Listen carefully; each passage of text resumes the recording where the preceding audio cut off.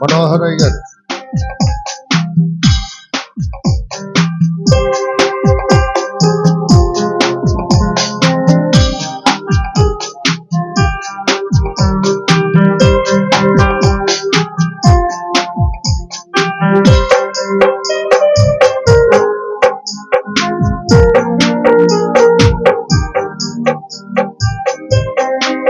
అందరూ దయచేసి కూర్చోండి.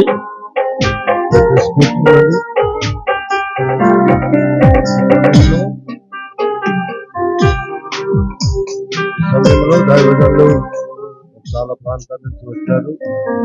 వీరి కొరకు నేను ప్రార్థించాను. వారు చాలా బేగా వస్తే చాలా ఎక్కువసేపు చెప్తారని. కానీ వారికి ఉన్న ఆశ ఎప్పుడు చూసినా 45 నిమిషాల్లో చెప్తారు. మా పరిచర్యలో 3 సార్లు వచ్చారు, 3 సార్లు గంటన్నర చెప్పారు. మరి ఈ రోజు ఎంత చెప్తారో నాకు తెలియదు. దేవునికి ఏ చెప్తాను కలుగును. మీరు కొంచెం అంటే మిమ్మల్ని ప్రశ్నించేవాడిని అంటారు కాదు, కానీ మీరు ఆ 5 నిమిషాల్లో లేట్ అవ్వడం వల్ల ఒక 7 స్టార్ట్ వెళ్ళిపోయారు. వాళ్ళు మీ వర్తమానం వినాలని వచ్చారు. కాబట్టి నేను ఎక్కువ చెప్పడం లేదు. వీళ్ళందరూ దేవుని గురించి, మీ గురించి వచ్చారు, నా గురించి మాత్రం కాదు. ఈ సమయం మీకు ఇస్తున్నాను. మీరు వచ్చి వారందరి హృదయాలు దేవుని మనసును కనపరిచేటట్లుగా ప్రభువాత్మ మిమ్మల్ని బలంగా వాడుకొనును గాక. ఆమేన్. అందరూ సభలు కొట్టు. పరిశుద్ధాత్మ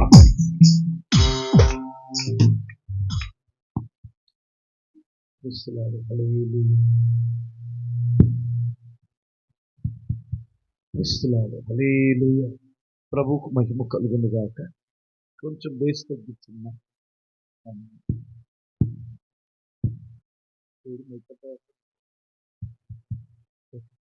ప్రైజ్ ది లార్డ్. హల్లెలూయా. ప్రభుకే సమస్త మహిమ ఘనత ప్రభావాలు కలుగును గాక. క్రీస్తునందు దేవుని పిల్లలకు మీకు అందరికీ వందనాలండి. మరి నన్ను ఆహ్వానించిన దైవజనులు ప్రేమానంద గారికి, మరి వారితో కలిసి ఉన్న ఈ ఏజెన్సీ ప్రాంత సేవకులకి, ఇటువైపు చాలా మంది ఏజెన్సీ ప్రాంతంలో సేవ చేస్తున్న దైవజనులు అందరికీ వందనాలండి. మరి నాకు ఎప్పటి నుండో పరిచయస్తులైన డాక్టర్ గారికి కూడా, అన్నగారికి నుండి వందనాలండి. ఈరోజు అన్న రారేమో అనుకున్నాను నేను. ఇందాక వచ్చినప్పుడు వెంటనే అడిగాను, డాక్టర్ గారు వస్తున్నారంటే ఇంకా రాలేదన్నారు. కానీ ప్రభు నడిపించారు. మీ అందరికి కూడా ఇంకొకసారి వందనాలండి. మరి వాస్తవంగా రోడ్లు ఏమి బాగలేవు. వాస్తవంగా ఇంకా ఇక్కడికి వచ్చిన తర్వాత తమ్ముడు ఏం చెప్పాడంటే, ప్రేమానందం గారు వాళ్ళతో మీ అదృష్టం అండి, ఈ మధ్య కొంచెం బాగుంది అని చెప్పారు. ఇది నాకు కాకినాడలో ఇచ్చారు. డాక్టర్ ఏంటి హల్లెలూయా.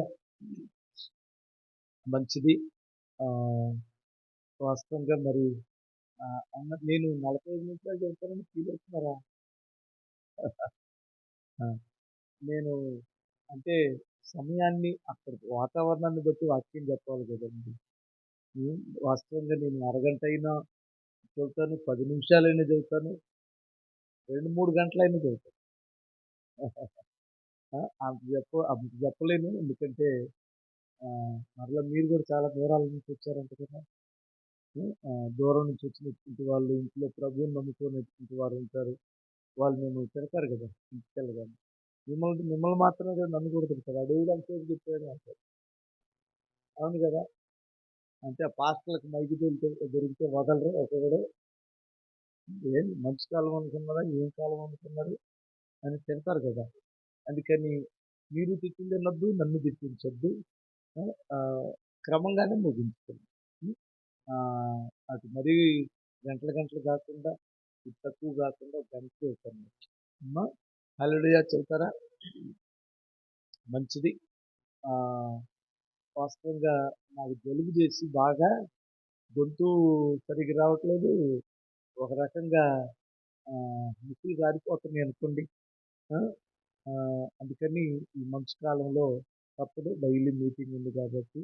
మీకున్న ప్రేమను బట్టి నన్ను పిలిచారు. ఏజెన్సీ ప్రాంతంలో ఎప్పటి నుంచో వింటున్నాను, ఈ ప్రాంతం బాగా జరిగిద్ది, చక్కగా అందరు కష్టపడతారు, ప్రేమ కలిగిన విశ్వాసులు ఉంటారు ఇక్కడ, నిర్దోషంగా మరి చక్కగా ఒకరినొకరు ప్రేమించుకుంటారని విన్నాను. నిజమేనా? మీరు కూడా మారిపోయారా? బాగానే ఉన్నారా? ప్రేమ కలిగి ఉన్నారు కదా? సేవకులను బాగా ప్రేమిస్తున్నారా? ఆ, అది ప్రేమిస్తారని విన్నాను నేను. ఉన్న దానిలోనే కష్టజీవులు, ఉన్న దానిలోనే చక్కగా పాస్టర్ గారికి మంచి భోజనం పెడతారని, వారిని కడుపులో పెట్టుకొని చూసుకుంటారని విన్నాను. నేను ఉన్నాయన్నీ నిజాలు మరి పుకారులో తెలియదు. పాస్టర్ గారులే చెప్పాలి. నిజాలేనా? ఓకే, హల్లెలూయా. లేదంటే అటు గాలికి వచ్చిందా? ఆ గాలి ఏం రాదు కదా.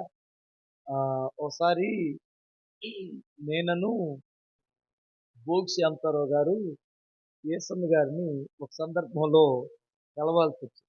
మాట్లాడుతుంది చాలాసేపు ఆయన మాట్లాడుతూ భోగి శాంతారావు గారిని ఒక మాట అడిగాడు. అన్న, మీరు ఇప్పుడు ఎక్కడ సేవ చేస్తున్నారంటే, నేను రౌతులపూడిలో సేవ చేస్తున్నాను. ఇక్కడ ఎక్కడో రౌతులపూడి ఉందంటే రాజమండ్రి, రౌతులపూడిలో సేవ చేస్తున్నానన్నా అంటే మంచి పని చేస్తున్నారు, అలాంటి దగ్గరే సేవ చేయాలి. మీకు రౌతులపూడి దగ్గరే, అలాంటి దగ్గరే మీరు సేవ చేయాలి. ఎందుకంటే సహజంగా ఆయన ఎంత మంచి చక్కటి ఉపమానం చెప్పారంటే, టౌన్లో చేపలు దొరుకుతాయి, కాకపోతే ఐస్లో పెట్టి మురిగిపోయి, అది మురిగిపోకుండా ఏదో మేకప్ వేసి ఈ ఐస్ కప్పి పెడతారన్నా, అది పాడుగానే బాగోవు. అక్కడైతే ఫ్రెష్ చేపలు పడతాయి, చాలా బాగుంటాయి. ఈ చేపలు ఎంత టేస్ట్గా ఉంటాయో వాళ్ళ మనసులు కూడా అంతే టేస్ట్గా ఉంటాయి. ఇవన్నీ ఐస్ కప్పు నుండి చేపలు అన్నాడు. యేసమ్మ గారి ఉదయంలో కూడా మీ గురించి మంచి అభిప్రాయం ఉంటే నేను అట్లా చెప్పాను. మీరు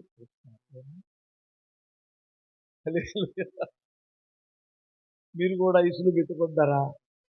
లేదు కదా.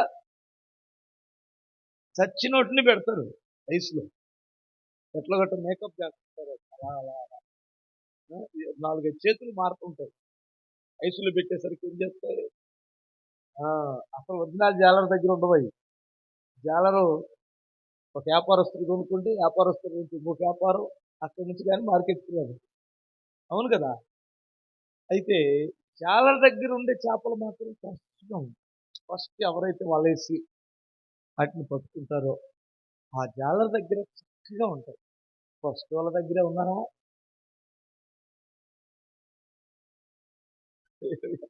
ఏంటి పాస్టర్ గారు అన్ని అడుగుతున్నాడు అనుకుంటున్నారు వాళ్ళు. అదేనమ్మా, ఫస్ట్ వాక్యం ద్వారా మిమ్మల్ని పట్టుకున్నారే, అక్కడే ఉన్నారా? అక్కడి నుంచి ఇక్కడి నుంచి ఎగురుతూ ఐసులో పడ్డారా? ఐసులు ఏం పడలేదు కదా. దొరకాల్సినోడు దొరికే చేతులు పడితే అక్కడ ఐసు పెడతాడు మీకు, ఖచ్చితంగా ఐసు పెడతాడు. ఓకే, ఫస్ట్ ఎవరైతే మిమ్మల్ని పట్టుకున్నారో అక్కడ చక్కగా ఉండండి, మీరు ఫ్రెష్గా ఉంటారు. ఓకేనా? హల్లెలూయా. మంచిది. నేను చిన్న ప్రార్థన చేసి వాక్యం ఏమంటారు? ఏమన్నా పాట పాడుతున్నావా? తపలా ఆయన లేడుగా, వద్దులే, నా గొంతు కూడా బాగలేదు. సరే, ఎడబాయిని కృప కళలు వచ్చారు. ఎడబాయని నీ కృప నన్ను విడువదు ఎన్నటికీ, యేసయ్యా నీ ప్రేమానురాగం నన్ను కాయును అనుక్షణం.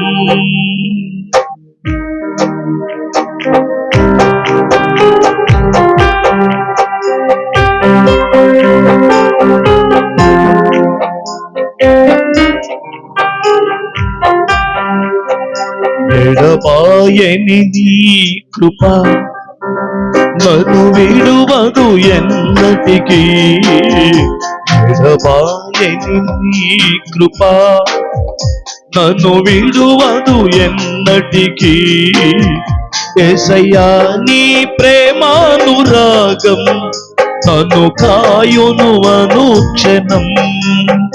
యేసయ్యా నీ ప్రేమానురాగం నన్ను కాయును అనుక్షణం. ఎడబాయని నీ కృపా నన్ను విడువదు ఎన్నటికీ.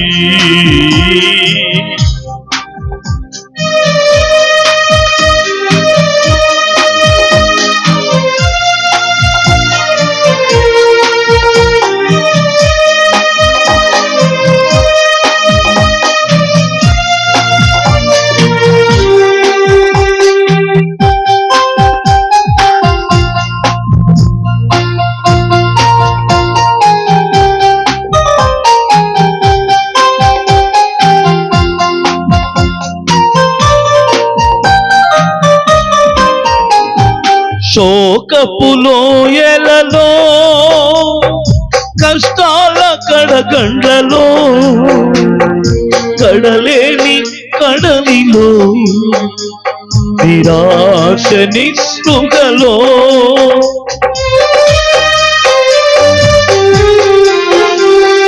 శోకపు లోయలలో కష్టాల కడగండ్లలో కడలేని కడలిలో నిరాశ నిస్పృహలో అర్థమిక నీ జీవితం ఇక వ్యర్థమని నేననుకునగా. అర్థమిక నీ జీవితం ఇక వ్యర్థమని నేననుకునగా.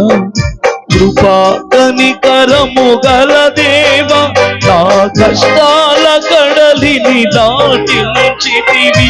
కృపా కనికరము గల దేవా నా కష్టాల కడలిని దాటించితివి. ఎడబాయని నీ కృపా నన్ను విడువదు ఎన్నటికీ.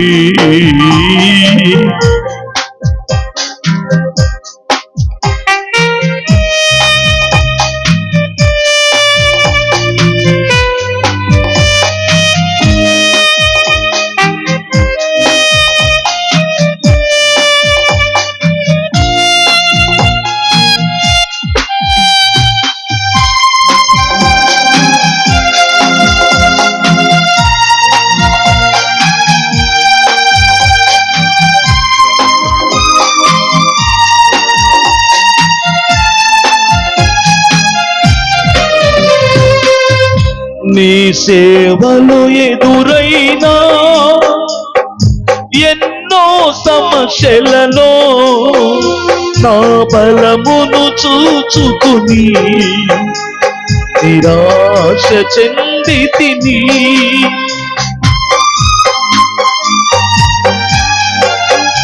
నీ సేవలో ఎదురైనా ఎన్నో సమస్యలలో నా బలమును చూచుకుని నిరాశ చెందితిని. భారమైన ఈ సేవను ఇక చేయలేనని అనుకునగా. భారమైన ఈ సేవను ఇక చేయలేనని అనుకునగా. ప్రధాన యాజకుడా యేసు నీ అనుభవాలతో బలపరచితివి.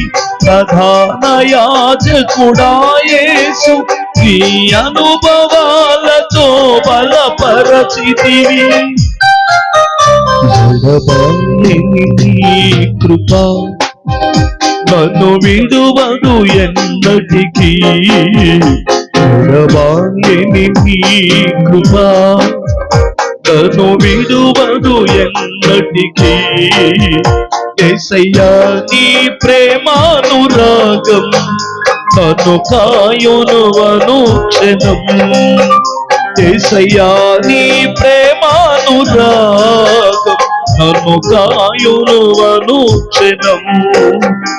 ఎడబాయని నీ కృపా నన్ను విడువదు ఎన్నటికీ.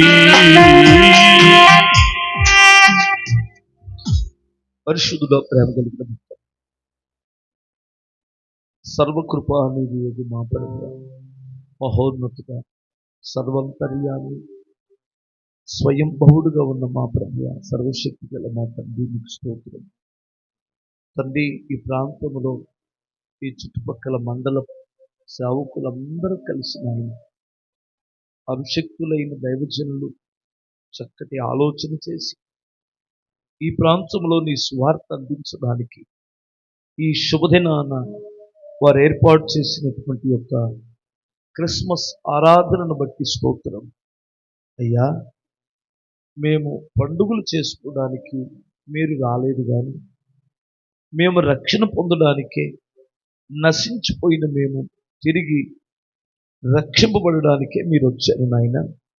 ఆ ఉద్దేశం ప్రజలకు మీరు వారి అంతరంగములో వారికి తెలియచేయండి, రక్షణ అనుగ్రహించండి.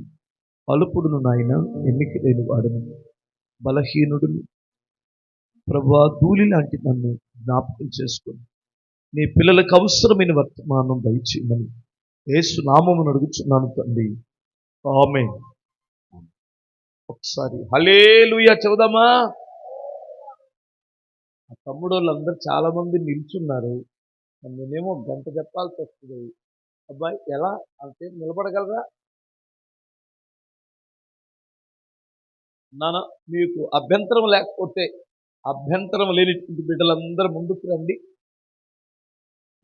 రాగలరా? కుర్చీలో ఉంది, తెచ్చుకుంటారా? కుర్చీలు ఉంటే వాళ్ళకి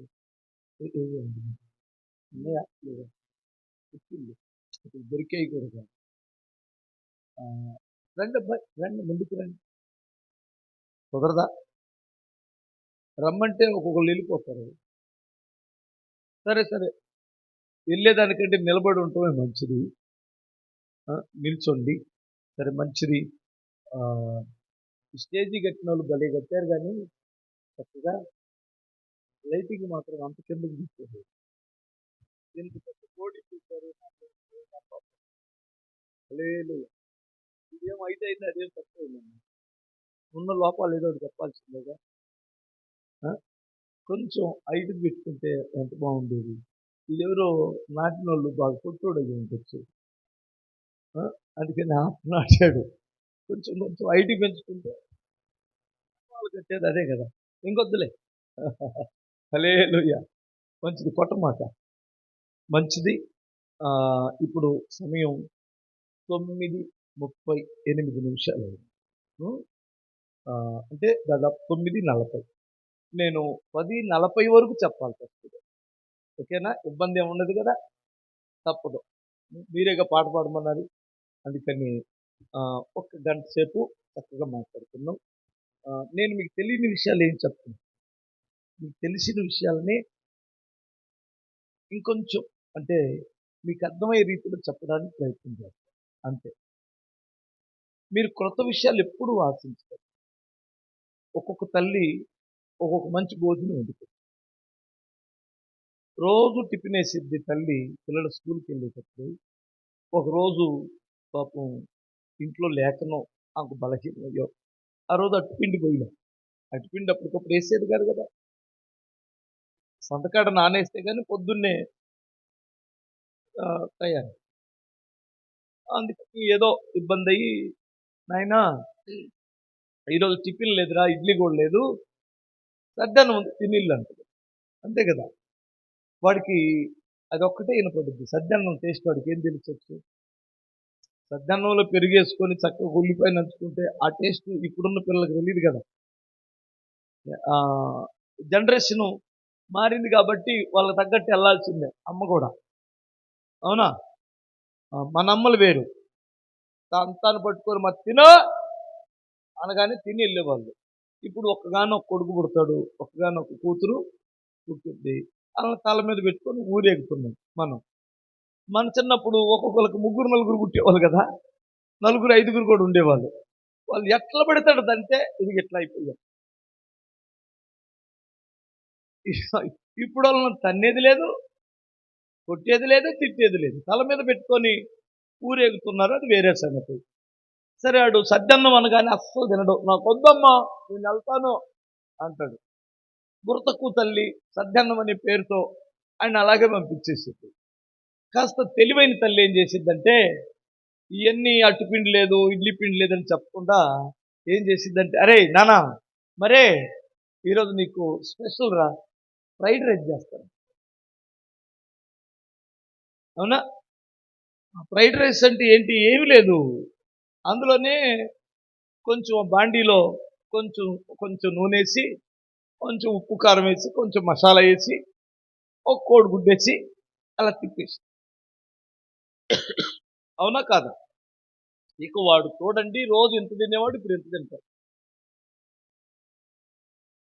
తెలివైన తల్లి చేసే పని అది.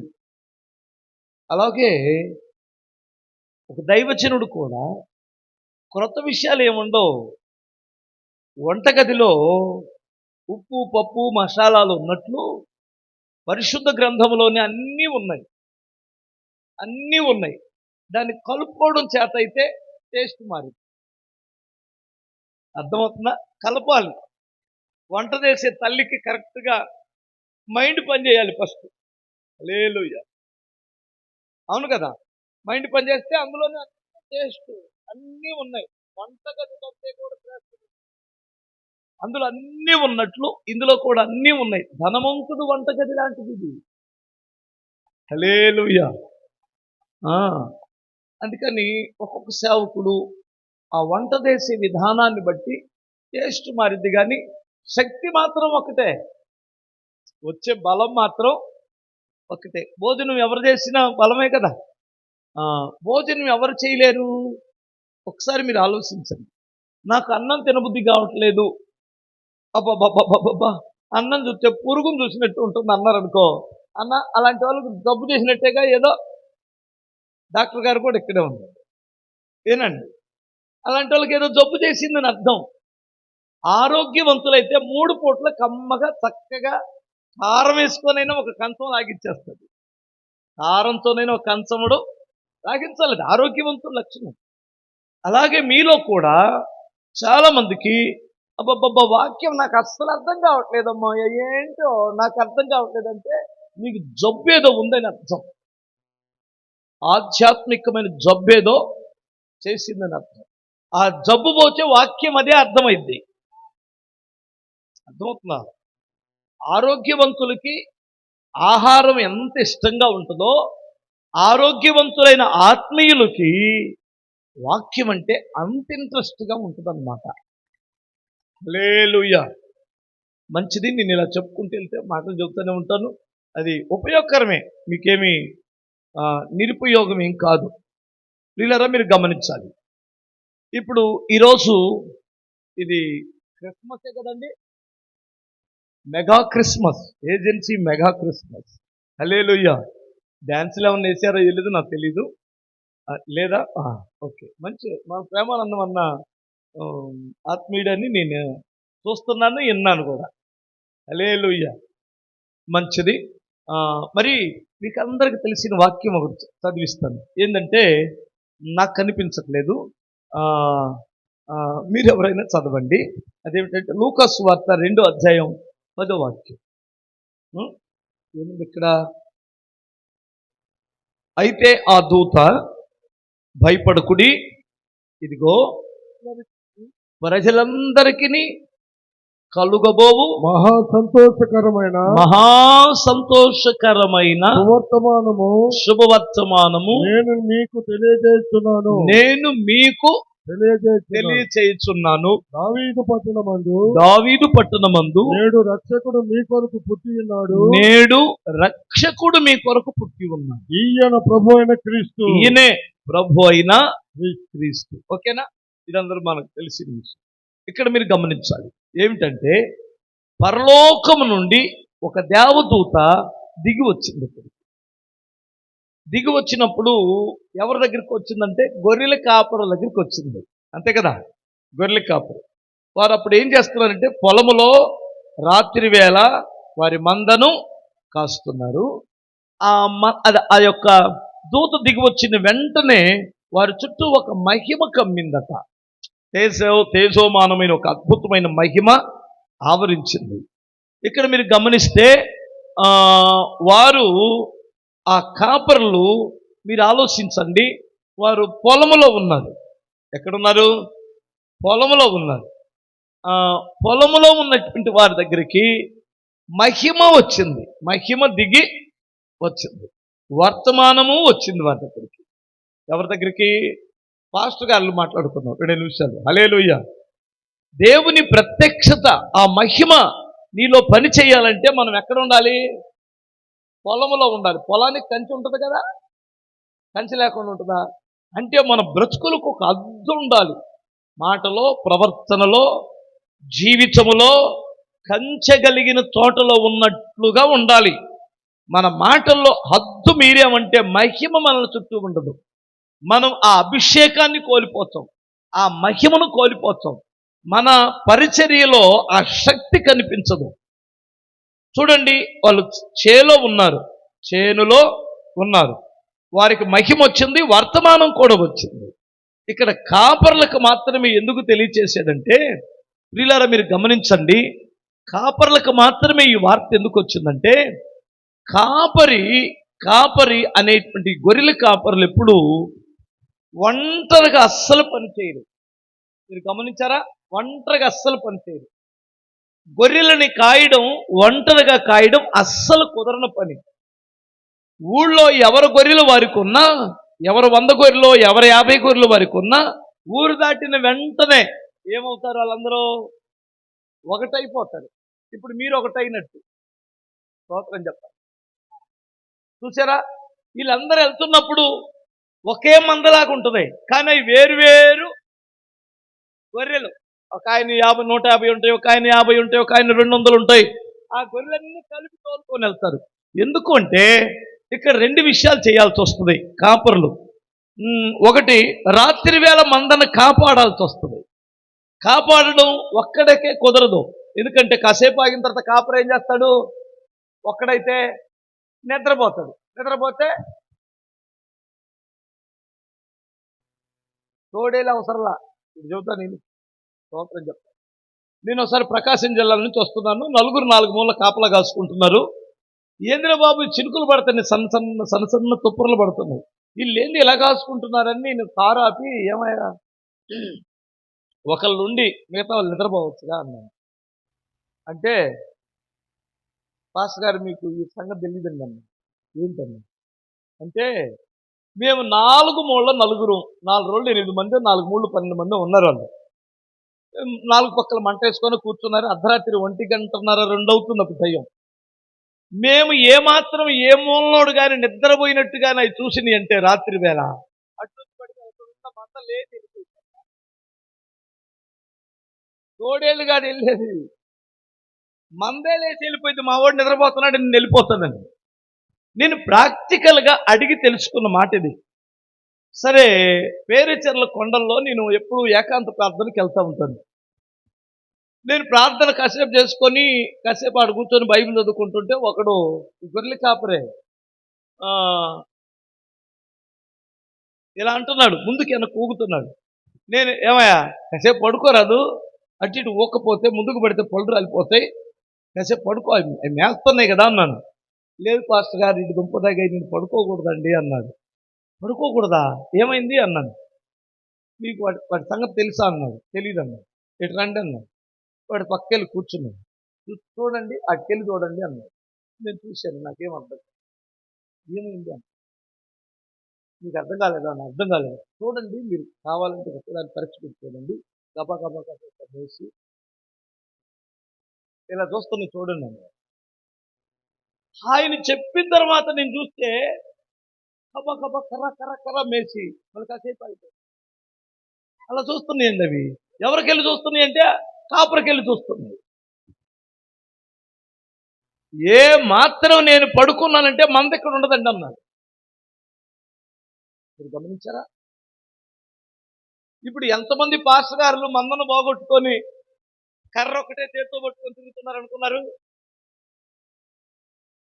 మంద పోయింది. హల్లెలూయా. ఎప్పుడైతే మంద పోయిందో, ఏంట్రా నీకు మంద పోయిందంటే సువార్త పని అండి, నాకు ఈ దర్శనం కాదు అంటున్నాడు. ఇదో కొంక, ఏమనుకోమాకండే, స్తోత్రం చెప్పాలి. పౌలు సువార్త కొరకే పిలువబడ్డాడా, సంఘ కాపరిగా కూడా ఉన్నాడా? సంఘాలు కట్టాడు కదా, సంఘ కాపరిగా ఉన్నాడు కదా, అవునా? మరి మనోడికి ఎందుకని మంద ఫస్ట్లోనే లేకపోతే అది వేరు, తర్వాత పోయిన తర్వాత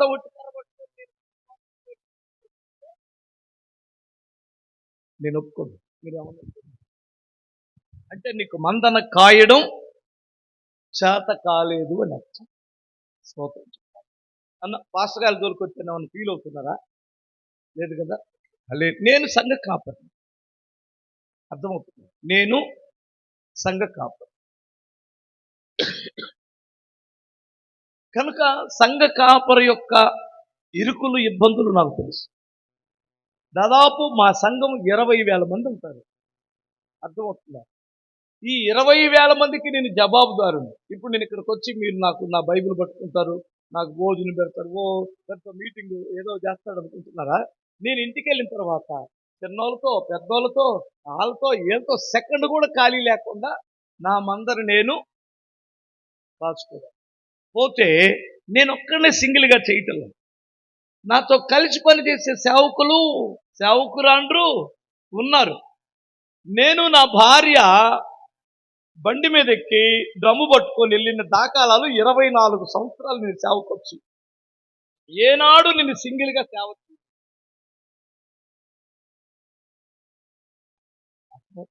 హల్లెలూయా.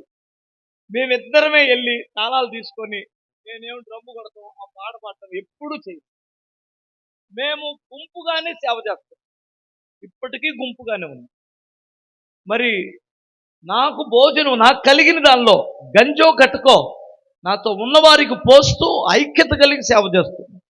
పందులు కాపరైతే ఒక్కడే కాస్తాడు, గొర్రెలకు ఒక్కడే కాయడం వల్ల పడదు. పందులను అయితే ఎక్కడైనా తోలొచ్చు, అవి ఎటైనా తిరిగి వస్తాయి, ఏడైనా తిరిగి వస్తాయి. వీడు పందులను అక్కడ తోలి ప్యాకెట్లో కూర్చోవచ్చు.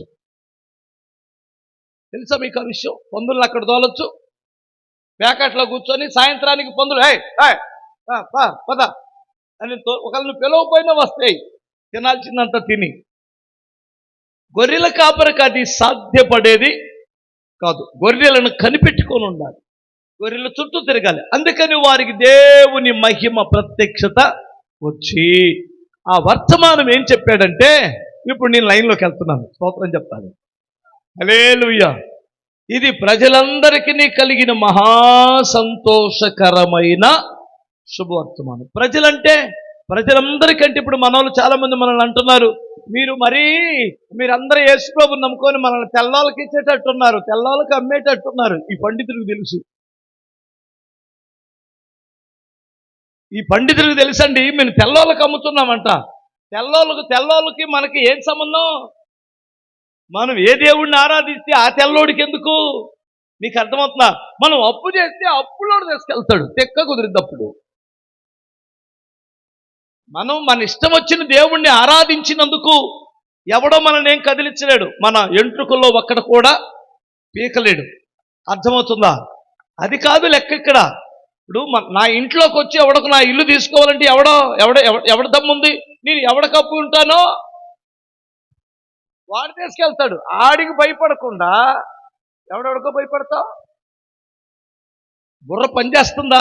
కొంతమందికి పనిచేయదు. ప్రజలందరికీ కలిగిన మహాసంతోషకరమైన శుభవర్తమానం అన్నాడు. అంటే ఒక జాతి, ఒక కులం, ఒక మతం ఏమీ లేదు. అందరికీ సంతోషం రావడానికి కారణం ఏమిటంటే, ఒక్క మాట మీకు చెబుతాను. ఏంటంటే, అందరికీ సంతోషం అని దేవదూత పరలోకము నుంచి వచ్చిన దూత చెప్పింది కదా, ఇది సత్యమే. ఎందుకు అందరికి సంతోషం అంటే, సృష్టికర్త అయిన దేవుడు మానవుడైన రోజే ఈరోజు. సృష్టికర్త అయిన దేవుడు మానవుడైన రోజు. ఈయన పుడితే ప్రజలందరికీ సంతోషకరమని యేసు ప్రభు వారు పుట్టక మునిపే యెషయా ప్రవక్త చెప్పాడు. ఆయన మనకు కుమారుడు అనుగ్రహింపబడతాడు. ఆయన ఆశ్చర్యకరుడు, ఆలోచనకర్త, నిత్యుడగు తండ్రి, బలవంతుడైన దేవుడు, సమాధానమునకు అధిపతి అని ఆయనకి పేరు పెట్టబడును అన్నాడు. ఇక్కడే ముగ్గురు దేవుళ్ళు కనిపిస్తారు, త్రిత్వం కనిపిస్తుంది. మీరు గమనించాలి. ఆశ్చర్యకరుడు అంటే యేసుక్రీస్తే. ఆయన పుట్టుక ఆశ్చర్యం, ఆయన జీవన విధానం ఆశ్చర్యం, ఆయన మరణం ఆశ్చర్యం, ఆయన పునరుత్థానం ఆశ్చర్యం. ఆయన కదా ఆశ్చర్యకరుడు. 2, ఆలోచనకర్త అనగా పరిశుద్ధాత్మ దేవుడే ఆలోచనకర్త. గమనించాలి, బలవంతుడైన దేవుడు, నిత్యుడగు తండ్రి అంటే సృష్టికర్త అయిన దేవుడు. అవును కదండి?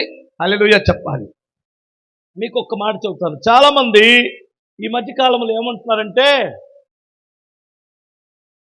తండ్రి వేరు, కుమారుడు వేరు, పరిశుద్ధాత్ముడు వేరు అంటున్నారు. అది నాకు అస్సలు బైబిల్లో చదువుతున్నప్పుడు అస్సలు ఇష్టం ఉండట్లేదు ఆ మాట. ఎందుకో మరి మీకు ఎవరికైనా ఇష్టం ఉంటే నేను ఇప్పుడు డిబేట్ పెట్టగలుగుతాను.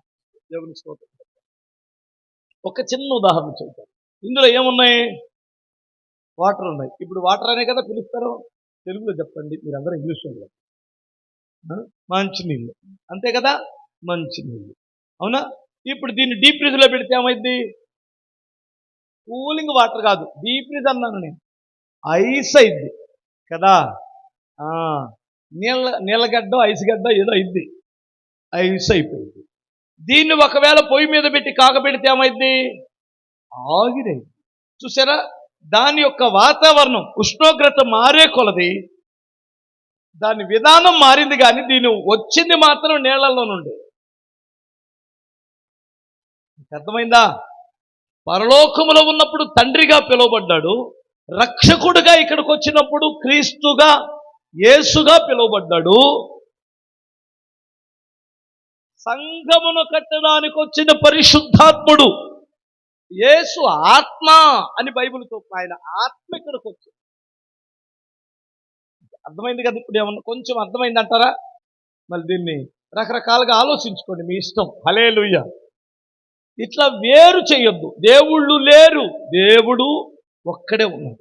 ఒక్కొక్క బుర్ర తక్కువడు ఏమంటాడంటే, మరి ఇప్పుడు యేసుప్రభు వారు కుమారుడుగా ఈ లోకంలోనికి వస్తే మరి పరలోకం ఖాళీగా ఉందా పాస్టర్ గారు? నీ బుర్రకు అందింది అంతవరకే. నీ మెదడు అంత కాటా వేస్తే ఎంత అయిందంటారు? 750 గ్రాములు ఉంటుంది నీ మెదడు. దీనికి పెద్ద మేధావు అంట. నీకేం తెలుసని? దేవుడు సర్వంతర్యామి, ఆయన ఏదైనా చెయ్యగలడు. స్తోత్రం చెప్పాలి. ఆయన యొక్క శక్తి సామర్థ్యాలని తెలుసుకోవడం మానవునికి చేతనైన పని కాదు. అర్థమవుతుంది కదా? మరి ఆయన వచ్చిన తర్వాత దేవుడు అవ్వలేదు. వచ్చి ఆయన చేసిన మంచి పనులను బట్టి, ఆయన చేసిన అద్భుతాలను బట్టి, కుంటి వారిని నడిపించుటను బట్టి, గుడ్డి వారిని చూపించుటను బట్టి, ఏమండి, భయంకరమైన వ్యాధిగ్రస్తులను స్వస్థతపరచుటను బట్టి, చచ్చిన వారిని బ్రతికించుటను బట్టి, సముద్రాన్ని, గాలిని, నీరుని శాసించి నిమ్మలపరిచినందుకు దేవుడు అవ్వలేదు. అందుకు దేవుడు అవ్వలేదు. ఆయన పుట్టక మునిపే దేవుడై ఉన్నాడు. ఆయన పుట్టక మునుపు 700 సంవత్సరాల ముందే యెషయా ప్రవక్త సృష్టికర్త అయిన దేవుడు వస్తాడు. ఎలా వస్తాడు? 7వ అధ్యాయం 14వ వాక్యం యెషయా గ్రంథంలో ఏముందంటే, కన్యక గర్భవతి అవుతుంది, కుమారుని కంటుంది, ఆయనకి ఇమ్మానుయేలు అనే పేరు పెడతారు అన్నాడు. ఇలా దాన్ని చూసినది సృష్టికర్త వచ్చి రావడానికి కారణం, దాన్ని చూసినేమిటి? కన్యక గర్భవతి అవుతుంది. ఇది ఎక్కడ నెరవేర్చబడింది? ఎక్కడ నెరవేర్చబడింది? మీరు తర్వాత చూడండి.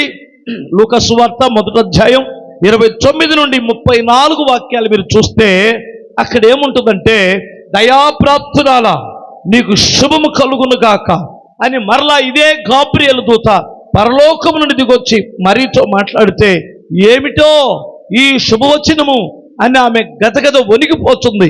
అప్పుడు ఆమె ఏమన్నదంటే, ఇదిగో చదువు సారీ ఎందుకు గోల, దేవుని వలన నీవు కృప పొందితివి, ఇదిగో నీవు గర్భము ధరించి కుమారుని కని ఆయనకు యేసు అనే పేరు పెట్టుదువు. ఆయన గొప్పవాడై సర్వోన్నతుడైన దేవుని కుమారుడు అనబడును. ప్రభు అయిన దేవుడు ఆయన తండ్రి అయిన దావీదు సింహాసనమును ఆయనకిచ్చును. ఆయన యాకోబు వంశస్థులను యుగయుగములు ఏలును. ఆయన రాజ్యం అంతము లేనిదై ఉండును. ఆయన రాజ్యం అంతము లేనిదై ఉండును. ఆమెతో చెప్పాను. అందుకు మరియా అందుకామె నేను పురుషుని ఎరగని దానినే ఇది ఎలాగూ జరుగునని దూతతో అనగా దూత పరిశుద్ధాత్మ నీ మీదకు వచ్చును, సర్వోన్నతుని శక్తి నిన్ను కమ్ముకొనును, కనుక పుట్టబోవు శిశువు పరిశుద్ధుడై దేవుని కుమారుడు అనబడును. ఇప్పుడు అమాయకంగా ఏముంటుంది ఈ కన్నిక? ఇది ఎలాగూ జరుగును. ఎవరైనా ఒక బిడ్డను కనాలి అంటే పురుషునితో సంబంధం ఉండి కదా కంటారు. ఇప్పుడు నాకు ప్రదానం చేయబడింది కానీ నా భర్త నేను ఏకం కాలేదు. ఇది ఎలాగూ జరుగునంటే ఇది మనుషుల వలన జరిగేది కాదు, సర్వోన్నతుని దేవుని శక్తి నిన్ను కమ్ముకుంటుంది. ఒక్క మాటతో చెప్పాలంటే ఈమెను పర్మిషన్ అడగడానికి దేవుని దూత ఇక్కడికి దిగి వచ్చాడు. ఏం పర్మిషన్ అంటే నీ గర్భం దేవునికి ఇస్తావా అని చెప్పాలి. ఇప్పుడు అద్దె గర్భాలు తీసుకుంటారు కదా, ఏంటండి విచిత్రంగా ఉందా? స్తోత్రం చెప్పగలరా? దేవుడు ఫస్ట్ ఆయనే దీన్ని మొదలు పెట్టాడేమో అనిపిస్తుంది. నీ గర్భం 9 నెలలు నాకు ఇస్తావా తల్లి అంటే, అయ్యో పాపం ఇది ఎలా సాధ్యం అంటుంది. నువ్వేం కంగారు పడ, మాకు నేను చూసుకుంటాను, నీ గర్భంలో నేను వచ్చి స్తోత్రం చెప్పు. నువ్వు నన్ను మొయ్యాలంటే, నువ్వు నన్ను ప్రసవేదన పడి కనాలి, తర్వాత మిగతాది నేను చూసుకుంటానంటే ఆమె దానికి అంగీకరించింది. ఇప్పుడు గమనించండి, ఆమె అమాయకంగా అడిగినట్లేదా మీకు? ఇది ఎలాగూ ఓకే పుట్టాడు. ఏం పర్మిషన్ ఇచ్చింది? ఆయన వచ్చి పుట్టాడు కదా. పుట్టిన తర్వాత ఈ గొర్రెల కాపురులు వచ్చారు. తర్వాత తూర్పు దేశం నుండి కొంతమంది రాజులు వచ్చారు, జ్ఞానులు అన్నారు వారిని. ఆ జ్ఞానులు వచ్చి యూదయ బెత్లెహేము అక్కడికి వెళ్ళలేదు కానీ యెరూషలేముకి వెళ్ళి అక్కడున్న హేరోద్ దగ్గరికి వెళ్ళి ఒక మాట అడిగారు. ఏమిటంటే, మేము యూదుల రాజుగా పుట్టిన వాడు ఎక్కడున్నాడు, ఆయన నక్షత్రాన్ని చూసి నువ్వు వచ్చామన్నాడు. ఇప్పుడు వాళ్ళ ఉద్దేశం ఏమిటంటే రాజకుటుంబంలో పుట్టి ఉండొచ్చు అనేది వాళ్ళ ఉద్దేశం. రాజు గనుక, పరిపాలకుడు గనుక, ఆయన రాజ్యము ఇందాకేం చదువుకున్నాం, ఆయన రాజ్యము అంతము లేనిది అన్నాడు. ఇప్పుడు రాజు అనుకొని అక్కడికి వస్తే ఆ రాజు కంగారు పడిపోయి కలవర పడిపోయి శాస్త్రులు పరిశీలు అందరిని పిలిపించి పరిష్కారంగా తెలుసుకుంటే యూదయ బెత్లెహేములో పుడతాడని సంగతి చెప్పారు. రాజు ఒకవేళ పుడితే ఏ రాజు? యూదుల రాజు దావీదు వంశములో పుడతారని చెప్పారు. తీరా పరిష్కారంగా తెలుసుకుంటే ఇప్పుడు ఈయన పుట్టిన ఎవరి కుటుంబంలో పుట్టాడంటే వడ్రంగి వాని ఇంట్లో పుట్టాడు. అతను రాజు కాదు, వడ్రంగివాడు. రాజు అని వాళ్ళు అంటారు. ఇంకొక మాట చెబుతాను మీకు, మీరు చదవండి. లూకా సువార్త 19వ అధ్యాయంలోనో 18వ అధ్యాయంలోనో ఒక్క మాట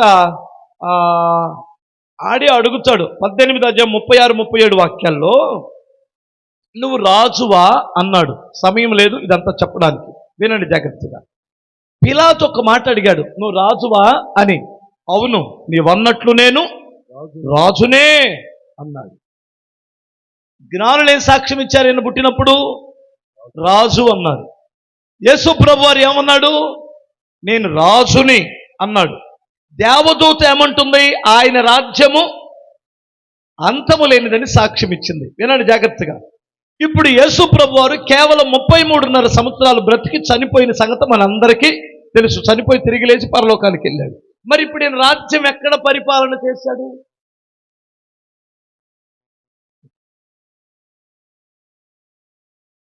ఇవన్నీ అబద్ధాలా?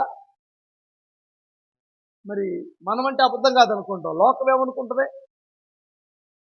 ఎక్కడ పరిపాలన చేశాడు ఆయన? ఏంటి రాజు అంటే? జ్ఞానులు రాజు అని చెప్పారు. ఈ బుర్ర తక్కువ వాడికి, అర్థం కానటువంటి వాడికి అబద్ధం అనుకుంటాడు కదా. మరి ఆయన నువ్వు రాజు అంటే అవును నేను రాజునే అన్నాడు. మరి రాజ పరిపాలన చేయకుండా చచ్చిపోయాడు. రాజు అనగా సమస్తమును ఏలేవాడు రాజు. స్వతంత్రుడే రాజు. తను పోరాడి ఇతరులు స్వతంత్రులుగా చేయువాడే రాజు. స్తోత్రం చెప్పాలి. అంతే కదా. ఈ ఊర్లో ఒక రాజుగారు ఉన్నాడంటే అందరికీ భయం కాదు, ధైర్యం. శత్రువుకు భయం. స్తోత్రం చెప్పాలి. ఎంతసేపటికి భయం భయం అని ఉన్నారు మనల్ని. మన ఊర్లో రాజు ఒకరు ఉన్నాడు అనుకోండి, దొంగ రాజులు కాదు, ఒరిజినల్ రాజుల సంగతి చెప్తారు. ఒరిజినల్ రాజు ఉన్నాడంటే ముందు నన్ను చంపి నా రాజ్యం మీదకి రండని తన గుండెలు అతనే రాజు. అంతేగాని ప్రజల ముందుకు వెనకాల ఉండేవాడు వాడు రాజుగా దొంగ. అవునా కాదా? సమస్తమును ఏలేవాడు రాజు. బానిస కానివాడు రాజు. సమృద్ధైన దీవెనలతో నింపబడిన వాడు, ఇతరులకు ఇవ్వగలిగిన వాడు రాజు. పరిపాలన చేసేవాడు రాజు. మరి ఏం చేయకుండా వచ్చిపోయాడేంటి? ఇప్పుడు చెబుతాను దాని సంగతి దగ్గరికి వస్తూ చెప్పాలి. ఇది తెలియాలంటే ఆయన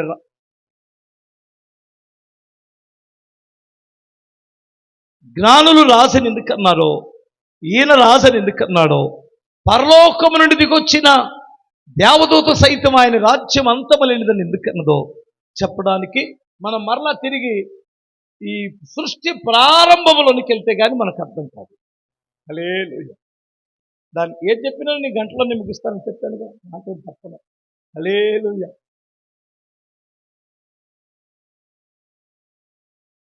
సృష్టికర్త అయిన దేవుడు మానవుడు పుట్టక మునుపు భూమి ఆకాశములు లేనప్పుడు పరలోకాన్ని సృజించారనే సంగతి మీరు ఫస్ట్ నమ్మండి. పరలోకములో అనేక విధాలైన దూతలను దేవుడు కలుగు చేశాడు. వాళ్ళకి 2 రెక్కలున్నా, 4 రెక్కలున్నా, 6 కెరూబులు శరాబులను కలుగు చేసిన వాడు ఆయన. ఈ మహాదేవుడికి ఒక అద్భుతమైన ఆలోచన వచ్చింది.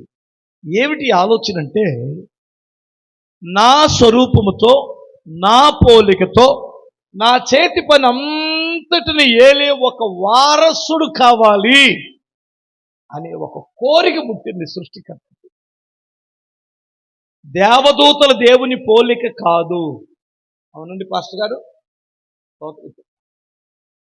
దేవదూతల దేవుని యొక్క వారసులు కారు.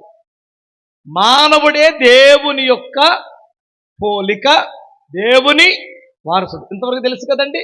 ఓకే, అనుకున్నాడు. అనుకోవడం ఆలస్యం చేయకుండా వెంటనే దేవుడు ఏం చేశాడంటే, తన చేతి పనులన్నిటి మీద అధికారి, రాజు, పరిపాలకుడుగా ఉండాలని, తన వారసుడు, తన కుమారుడు కావాలని కోరికొచ్చిన వెంటనే ఈ భూమిని సృష్టించాడు దేవుడు. ఫస్ట్ మానవుడి కొరకు సృష్టించినటువంటిది ఏంటి చెప్పండి? భూమిని సృష్టించిన తర్వాత ఇప్పుడు గమనించండి. సహజంగా మనం ఏమనుకుంటామంటే, మనం ఏదైనా ఒక పని చేసేటప్పుడు మన సమకాలికులకైనా చెబుతాం, లేదా మన ఇంట్లో పని పిల్లకు కూడా చెబుతామా? ఇప్పుడు ఎవరైనా గొప్ప ఇంట్లో ఉన్నారనుకోండి, అన్న మీ ఇంట్లో ఎవరైనా పని పిల్ల ఉందనుకోండి, మీ అబ్బాయికి సంబంధం కుదిరిందనుకోండి, ఏమా ఎంకాయమ్మా అబ్బాయికి సంబంధం చూసాం అంటే, డాక్టర్ గారండి ఏ ఊరండి, అమ్మాయి మంచిదేనండి అని అధికారం ఇస్తారా? ఎవరా? ఇస్తారు. దేవదూతల పని పిల్లలు. దూత అనగా ఎవరు చెప్పండి? పనివాడు. ఇది తెలుసు కదా. ఈ పనివాడు దేవుడు పనివాడిని వాడుకుంటాడని, పనివాడికి తన ఆలోచన చెబుతాడని నేను ఒక విషయం గుర్తు చేస్తాను. ఆకాశమా ఆలకించు, భూమి చెవియొగ్గు. నేను పిల్లలను కన్నాను కానీ వారు నాకు లోబడట్లేదని ఆయన బాధ చెప్తున్నాడు. నేను ఈ విషయం చెబితే మీకు కొంచెం అర్థమైంది అనుకుంటాను. ఏమిటంటే, సహజంగా ఆకాశానికి భూమికి దేవుడు చెబితే అంత చేతకానుడైపోయాడు దేవుడు కాదు కాదు. ఆయన బాధను కొన్నిసార్లు ఆకాశానికి చెప్పుకుంటున్నాడు, భూమికి కూడా చెప్పుకున్నాడు. ఎవరి విషయము? తన కుమారుల విషయం. ఇక్కడ ఒక మాట చెప్తాను. నేను సబ్జెక్టులో వేరే సంగతి, ఇది ఊరికే మాట చెప్తాను. ఎందుకు ఈ మాట అన్నాడంటే, ఒక ధనవంతుడి ఇంట్లో ఇద్దరు కొడుకులు పుట్టారు. కోటీశ్వరుడు కుటుంబం. ఈ కోటీశ్వరులు ఎప్పుడు సహజంగా వాళ్ళకి తీరుకున్నప్పుడే పిల్లల్ని ఎత్తుకుంటారు, కానీ మిగతా టైంలో ఆయమ్మే ఎత్తుకుంటారు. వాళ్ళకి అన్నం పెట్టేది ఆయమ్మే, వాళ్ళకి పాలు పెట్టేది ఆయమ్మే, వాడికి హీల్ తీసేది ఆయమ్మే, వాళ్ళకు 1-2 కడిగేది ఆయమ్మే. ఎప్పుడన్నా ప్రేమ వచ్చినప్పుడు వీళ్ళిద్దరు అమ్మా నాన్న ఆడుకుంటారు. ఎక్కువ శాతం చూసేది ఎవరో? ఆయమ్మ. ఈ ఆయమ్మలిద్దరూ ఆ ఇంట్లో సుబ్బమ్మ ఎంకమ్మ అని ఇద్దరు ఉన్నారు. ఆ సుబ్బమ్మ ఎంకమ్మ ఇద్దరు బాగా పెంచారు. పెంచి వాళ్ళు పెద్దోళ్ళు అయిపోయారు. 22, 23, 25 సంవత్సరాలు వచ్చినాయి. వచ్చిన తర్వాత ఒకడేమో లైట్కి సిగరెట్లు తాగుతున్నాడు, ఒకడేమో ఒక అమ్మాయిని ప్రేమించి వెళ్ళిపోవడానికి, జంప్ అయిపోవడానికి ప్లాన్ చేశాడు. ఇది తల్లిదండ్రులు ఇద్దరికి తెలిసి బాధపడి వాళ్ళని మందలించారు, కానీ వాళ్ళు లెక్క చేయట్లా. చేసుకోమంటావా, చచ్చిపోమంటావా అంటున్నారు ఇద్దరు. ఈ బాధ ఎవరితో పంచుకోవాలి? బంధువులకు చెప్పుకోలేము, రక్త సంబంధులకు చెప్పుకోలేము. ఈ ఇంట్లో ఏమి జరిగినా తెలిసిన ఇద్దరు వ్యక్తులు ఉన్నారు. వాళ్ళిద్దరు ఎవరో? సుబ్బమ్మ. వీళ్ళిద్దరికి తెలియకుండా ఏమీ జరగదు ప్రపంచంలో, ఆ ఇంట్లో. ఇప్పుడు ఆ సుబ్బమ్మకి ఎంకమ్మకి తెలియకుండా కూడా మనం ఏం చేయాలి తెలుసా మీకు? నువ్వు ఇంట్లోకి వెళ్ళి గడిపెట్టుకున్నా దానికి తెలియకపోతుంది, దీనికి తెలుసు. ఎంకమ్మకు తెలుసు, అవునా? నువ్వు అడవిలోకి వెళ్ళి ఏదైనా చేసినా సుబ్బమ్మకు తెలిసింది, ఎంకమ్మకు తెలుసు. మీ ఆయనకి తెలియకపోవచ్చు, మీ అయ్యకి తెలియకపోవచ్చు, మీ అమ్మకి తెలియకపోవచ్చు, ఎవరికి తెలుసు? అందుకు వాళ్ళిద్దరితో చెబుతున్నాడు, ఆకాశమా భూమి చెవియొగ్గని. ఇప్పుడు గమనించాలి. ఇప్పుడు వీళ్ళిద్దరు బాధ, ఈ భార్య భర్తలు సుబ్బమ్మతో ఎంకమ్మతో చెప్పుకున్నారు. చెప్పుకుంటే ఇప్పుడు వీళ్ళిద్దరు, ఆగండి అయ్యగారు, మీరు ఆగండి, పెద్ద అబ్బాయి సంగతి నేను చేసుకుంటాను అని అంది. అంతే కదా అని వాళ్ళు సాయంత్రం ఇంటికి వచ్చిన తర్వాత, ఏ అబ్బాయా, నాన్నెందుకు అలా ఏడిపిస్తున్నావు? చంపలు పగలు కొట్టోళ్ళాక అన్నదండి. ఎవరో? ఎందుకు అంత పెద్ద మాట అన్నదో తెలుసా? చెయ్యెత్తి చంపలు పగలు కొడతాను ఎవరుకున్నావో, నాన్న ఎప్పుడైనా కన్నీళ్ళు పెట్టాడా? అరిసి అధికారం ఉందా లేదా? ఎందుకుంది? వీడు ముడ్డి కడిగింది ఆమె, వీడికి అన్నం పెట్టింది ఆమె. అమ్మ కనపడకపోయినా పర్వాలేదు, కానీ సుబ్బమ్మ ఎంకమ్మ కనపడితే వీళ్ళిద్దరు నిద్రపోరు. మీకు అర్థమైందా? దేవుడు కనపడకపోయినా పర్వాలేదు, కానీ ఆకాశం భూమి లేకపోతే బ్రతకలేం. స్తోత్రం చెప్పాలి.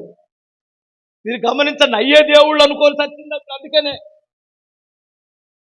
అసలు ఆయన విడిచిపెట్టాం. సుబ్బమ్మే అమ్మ అనుకుంటున్నాం, సుబ్బమ్మే నాన్న అనుకుంటున్నాం. అర్థమైందా మీకు? హల్లెలూయా. ఇక ఎప్పుడైతే ఆయన కన్నీళ్లు పెట్టాడో సుబ్బమ్మకి కోపం వచ్చింది, ఎంకమ్మకి కోపం వచ్చింది. అలాగే దేవుడు కన్నీరు పెట్టినప్పుడు అప్పుడప్పుడు ఆకాశానికి కోపం వస్తుంది, భూమికి కోపం వచ్చి పెళ్ళ ఉరంగానే. మరి ఇప్పుడు 3 రోజుల నుండి ఉద్దుతు తుఫాను వలన మరి ఊర్లే కొట్టుకొని పోతున్నాయి. ఏజెన్సీ ప్రాంతంలో 1000 మంది గల్లంతైపోయారు. ఎవరు కోపం వచ్చింది? సుబ్బమ్మకే. కొండ చర్యలు ఇరిగిపడి అక్కడి నుంచి వరదలు వచ్చి కొట్టుకొని పోయారంట. మొన్న హైదరాబాదు చుట్టుపక్కల ప్రాంతాల్లో వరంగల్ గిరంగల్ మొత్తం వెంకమ్మ కోపం వచ్చింది చూశారుగా. ఏం చేసింది? ఇంకా ఒక్క నిమిషం కానీ ఊగి కాసేపు ఊగితే అప్పటికే అన్నాయంట. ఇంకా కాసేపు ఊగితే సుబ్బమ్మకు కానీ వెంకమ్మకు కానీ కాస్త పూనకం ఎక్కువైతే శవాలు తీసే దిక్కు ఉండేది కాదు. సృష్టికర్త అయిన దేవుణ్ణి బాధ పెడితే సుబ్బమ్మ కోపం వస్తుంది. మీకు అర్థమైందా? ఇప్పుడు మరల లైన్లోకి వస్తుంది. ఆయన సంతోషాన్ని ఈ దేవుని చేతి పని అయిన దేవదూతలతో పంచుకున్నాడు. నేను నా కుమారుని కలుగు చేయబోతున్నాను. ఆడ అలాగే మా అంతటి మీద వారసుడై వాడు అంటే కెరూబులందరూ శరాపులన్నీ సంతోషించారు. నిజం.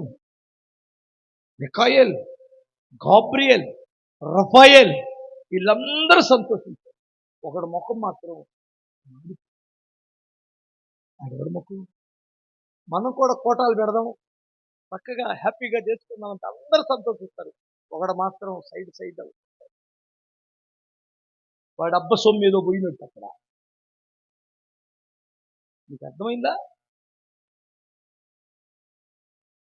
లోపల ఎవడో వాళ్ళలో దూరాడు, ఇప్పుడు వీళ్ళో దూరాడు. ఎందుకు దూరాడంటే మాకంటే వెనకబుట్టేవాడు వారసుడవుతాడా? మాకంటే వెనకబుట్టేవాడు పరిపాలకుడు అవుతాడా? మాకంటే వెనకబుట్టిన వాడికి మేము పనివారం అవ్వాలా?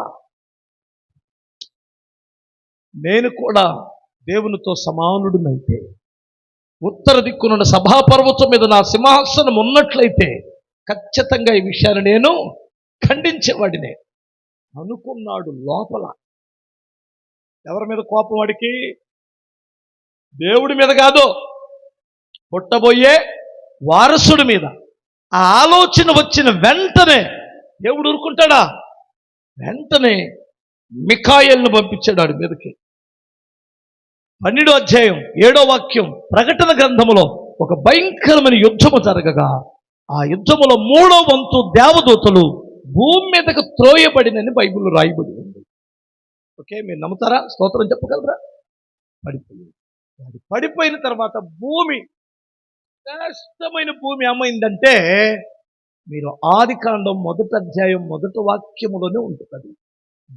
ఆది అందు దేవుడు భూమి ఆకాశములను సృష్టించెను.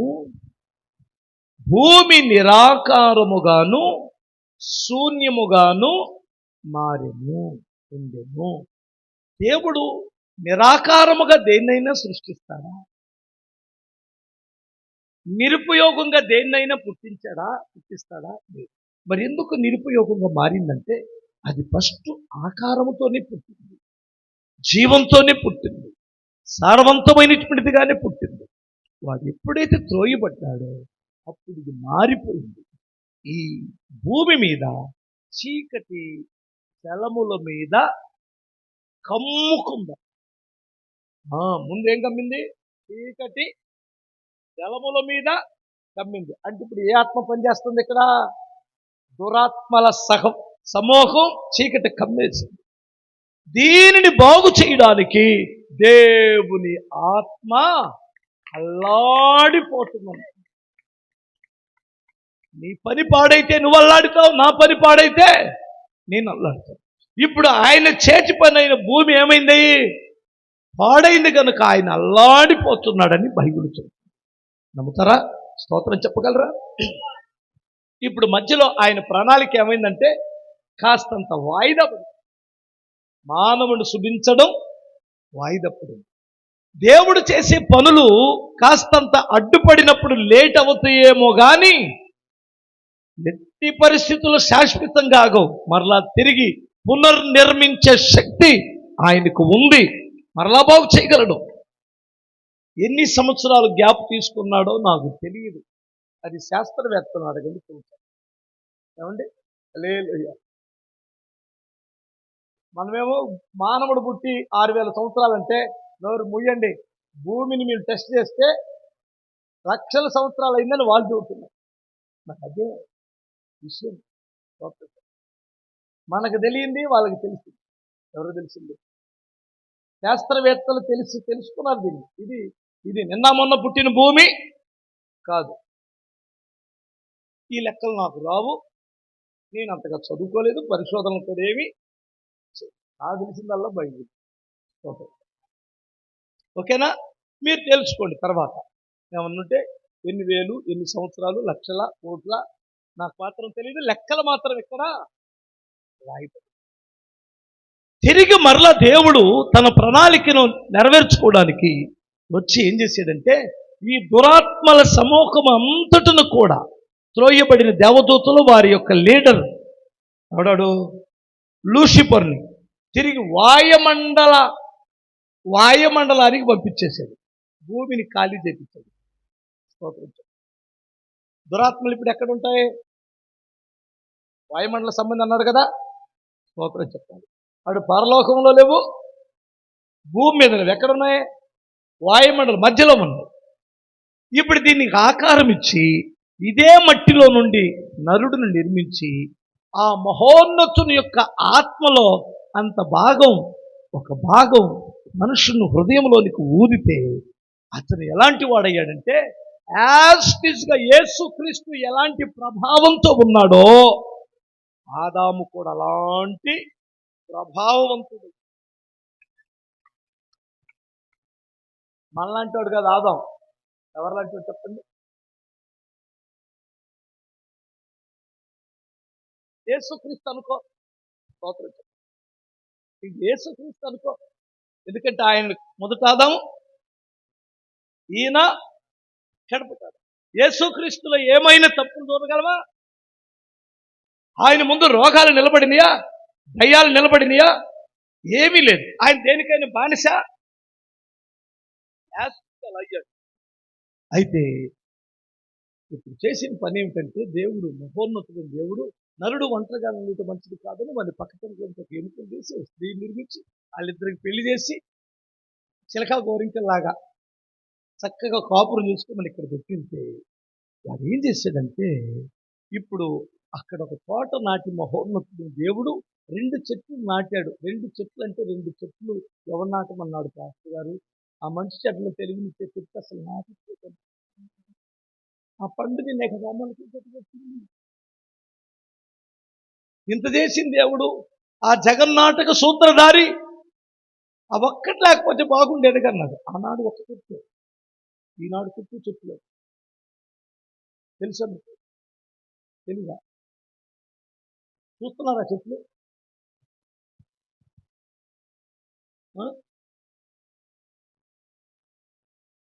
చూడలేదా చెట్లు?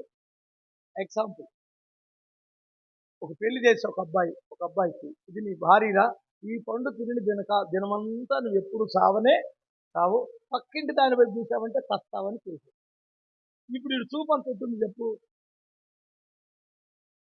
అచ్చ తెలుగులో చూసు. నీ భార్యను నువ్వు అనుభవించినంత కాలం నువ్వు నరకానికి వెళ్ళవు. పక్కవారి భార్య ఆశించినప్పుడు అది వ్యభిచారం అయింది. పానుపు నిష్కలంకం అన్నదన్నాడు. పక్కదే అపవిత్రత చేసినోడు ఎక్కడికి వెళ్తాడు? చస్తాడు, నరకానికి. ఇప్పుడు మనోళ్ళు అంటారు ఆ పండు లేకపోతే బాగుండవు. అప్పుడు ఆ తోటలోనే ఒక పండు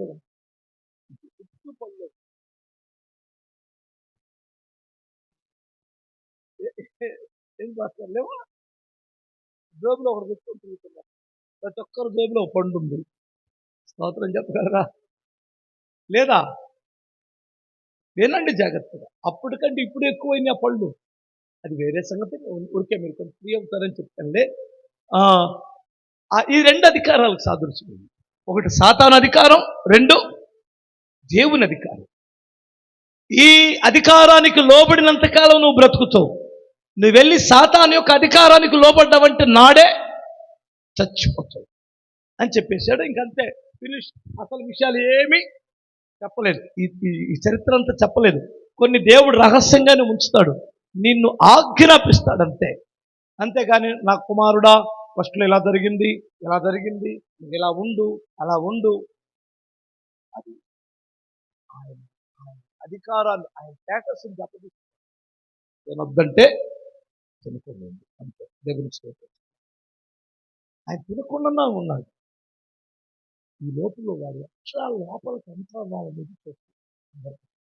వాడు ఎక్కడికైనా వెళ్ళచ్చు. వాడికి అధికారం. పరలోకానికి వెళ్తాడు, మీ ఇంట్లోకి వస్తాడు, మా ఇంట్లోకి వస్తాడు, చర్చిలోకి వస్తాడు. వచ్చే అధికారం ఉందా లేదా? దేవుడే ఇచ్చాడు వాడికి అధికారం. పరలోకానికి వెళ్ళాడు కదా దేవు. ఓకే, ఇప్పుడు వాడు తోటలోకి ఎలా రావాలనుకుని చూస్తే ఎవడు చోటు ఇస్తే వాడి ద్వారా వెళ్తాడు. ఇప్పుడు తోటలోకి వెళ్ళడానికి అక్కడ పాము సర్పము చోటిచ్చింది. సర్పానికి ఎందుకు వాడుకున్నాడంటే ఏ జంతువుకైనా కృతజ్ఞత ఉంటుంది, కానీ సర్పానికి కృతజ్ఞత అలవాటు అవ్వదు. సర్పం ఎవరికి అలవాటు. పాలు పోస్తే తాగిద్ది, ఆహారం పెడితే తింటది, తేడా వస్తే వేస్తుంది. అవునా కాదు? సింహం అలవాటైంది, పెద్ద పూలు అలవాటైంది, ఏదైనా అలవాటైంది, మచ్చికైపోయింది. మనం రాగానే ఆ స్వరం వినగానే సింహం కూడా టక టక టక టక. పాము మాత్రం వాడిని చాకినోడు వస్తే ఎలా రాదు. మీరు గమనించారా? ఈ మధ్య ఒక అమ్మాయి పావును దాక్కుంది. కొండశిలువను దాక్కుందట. చాక్కుంటే మా పెద్దది అయిపోయింది, ఇక్కడి నుంచి అక్కడ దాకా. అయిపోయిన తర్వాత 4 రోజుల నుంచి అన్నం తింటలేదండి. ఏంటి అన్నం తింటలేదని డాక్టర్ గారి దగ్గర తీసుకెళ్తే ఏం చేసింది, దీని పొజిషన్ ఇంకొకసారి ఒకసారి చెప్పమన్నాడట. ఏం లేదు సార్, 4 రోజుల నుంచి మీకేం తగ్గు చేస్తుంది ఇలా అంటుంది సార్. ఏం బిడ్డ తింటలేదు అర్జున్ అడిగలేదు. ఎందుకని సార్? నా పాము సార్, అది నా పాము సార్. పిచ్చిదానా, నీ పామే. నేను లేకుండా చేయటానికి 4 రోజుల నుంచి ఒగ్గపట్టింది. అది కడుపు ఖాళీ చేసుకొని నువ్వు పడతా ఎంతవరకు పట్టగలవు, ఎక్కడి నుంచి ఎక్కడికి అన్ని ప్లాన్ చేసుకుంటా నిన్ను కనపడవు నువ్వు అన్నాడు. వెంటనే తీసుకుని అడిగలేదు. పాము ఎవడికి సాతాను ఫ్రెండ్గా చేసుకోవడం మీ చేత అయిద్దా?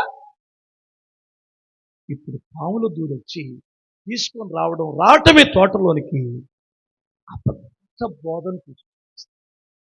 తోటలోకి ఏం తెచ్చింది? ఒక ఫ్రెండ్ని ఎన్నుకునేటప్పుడు, ఒక పుస్తకం చదివేటప్పుడు జాగ్రత్తగా ఉండమని ఒక కొటేషన్ జరిగింది. ఒక ఫ్రెండ్ కానీ సరైనోడు కాకపోతే వాని ప్రభావం మన జీవితకాలం అంతా ప్రభావం మన మీదే. ఒక పుస్తకం కానీ, సరైన పుస్తకం కానీ నీ జీవితంలోనికి రాకపోతే, చదవకపోతే, పుస్తకం చదివావో ఆ పుస్తక ప్రభావం జీవితకాలం అంతా నీ పైన. ఇప్పుడు ఒక బోధ కూడా మీరు తీసుకొని వచ్చారంటే, అవ్వా భోజనం చేశారా? ఫస్ట్ చేశారు. మరి ఇన్ని పళ్ళు ఇక్కడ ఇన్ని చెట్టు నిండా వేలాడుతుంటే ఎందుకు తినలేదు? అది తిన్నది దినమున మేము చేస్తామని దేవుడు చెప్పాడు.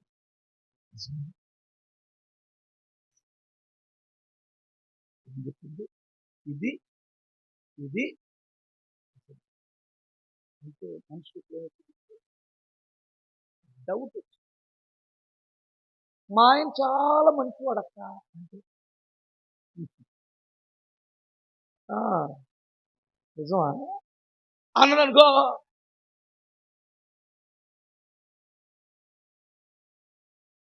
క్లోజా.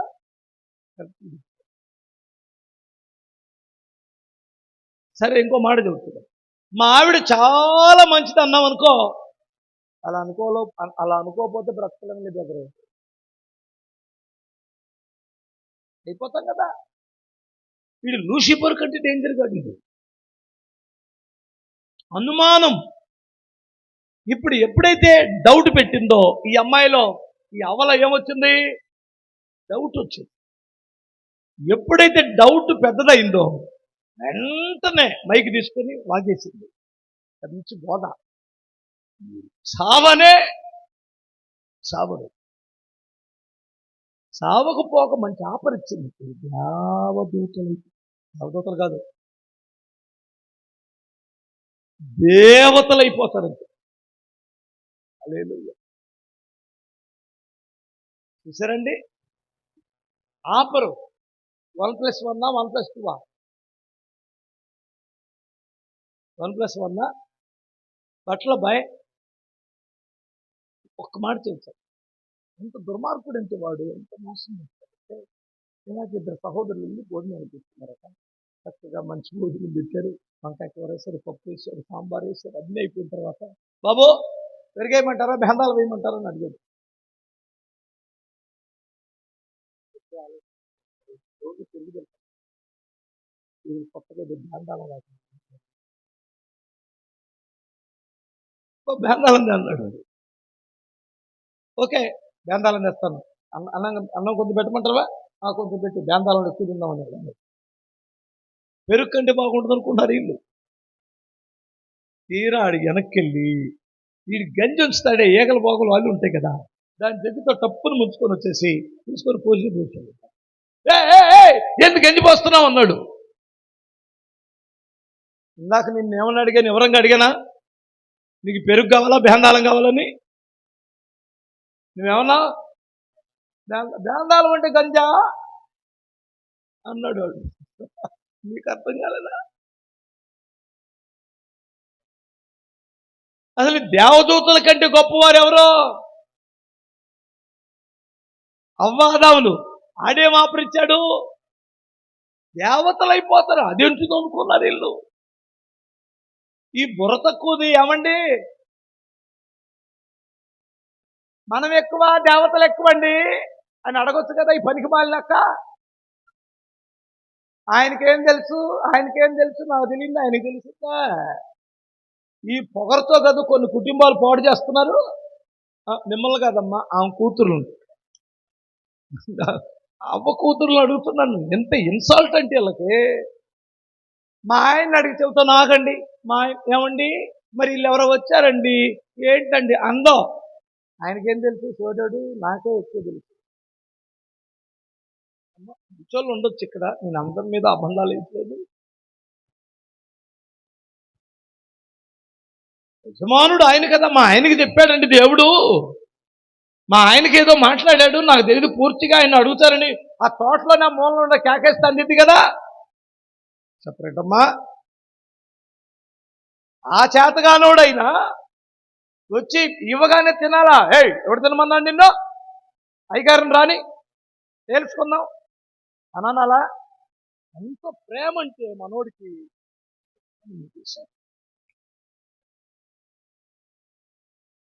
ఇక్కడ గమనించాలి, ఇది ఒక పెద్ద గేమ్ అండి, ఆట అండి ఇది. ఎవరెవరికి ఆట ఇది? ఆదాముకి సాతానుడికి. ఆటలో ఓడిపోయిన వాడు ఆదాము, గెలిచిన వాడు. ప్రభుత్వం అధికారం ఎవరి చేతిలోకి వెళ్ళిపోయింది? ఇప్పుడు బానిస ఎవడో?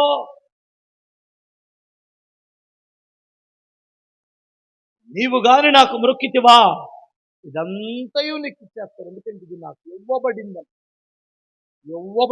ఎవడడు? ఇవ్వబడిందంటే అసలు ఎవరిది? ఆదాముది.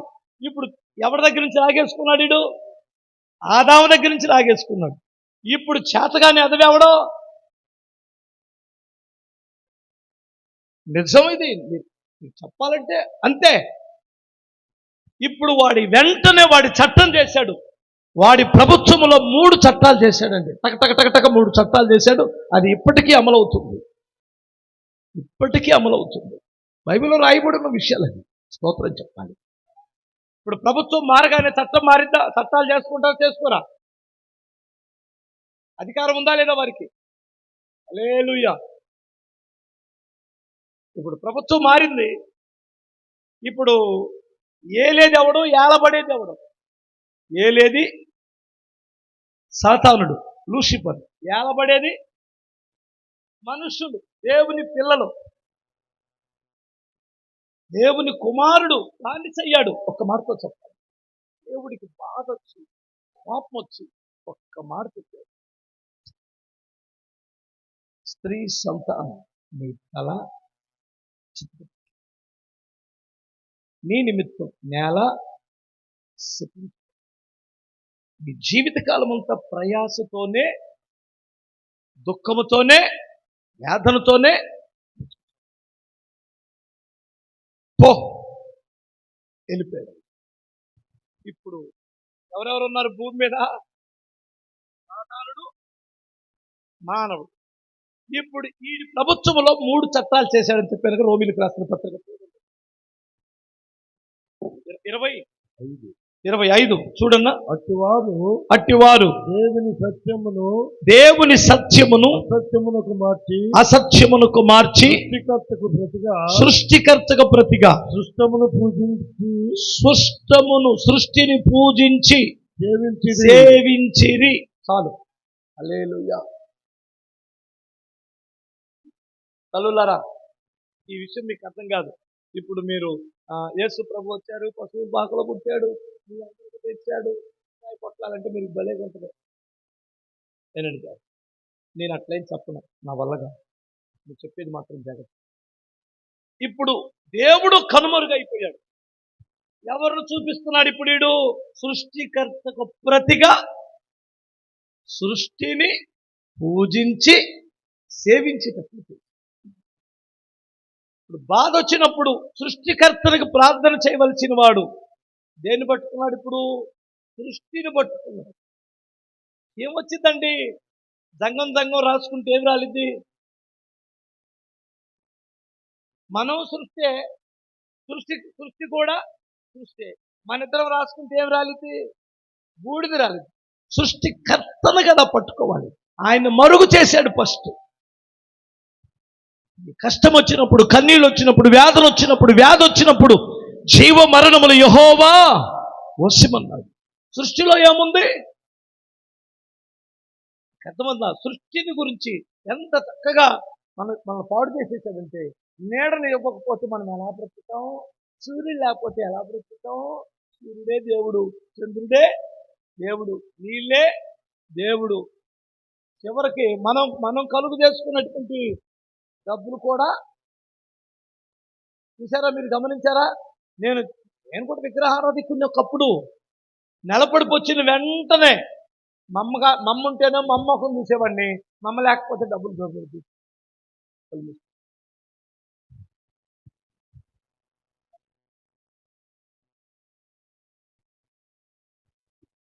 ఆ నెలంతా కలిసి వచ్చిందండి. దీని మీద ముద్ర లేకపోతే ఇది ఎందుకు చిత్తు కాగితంతో సమానం. అవును కదా? స్తోత్రం చెప్పాలి.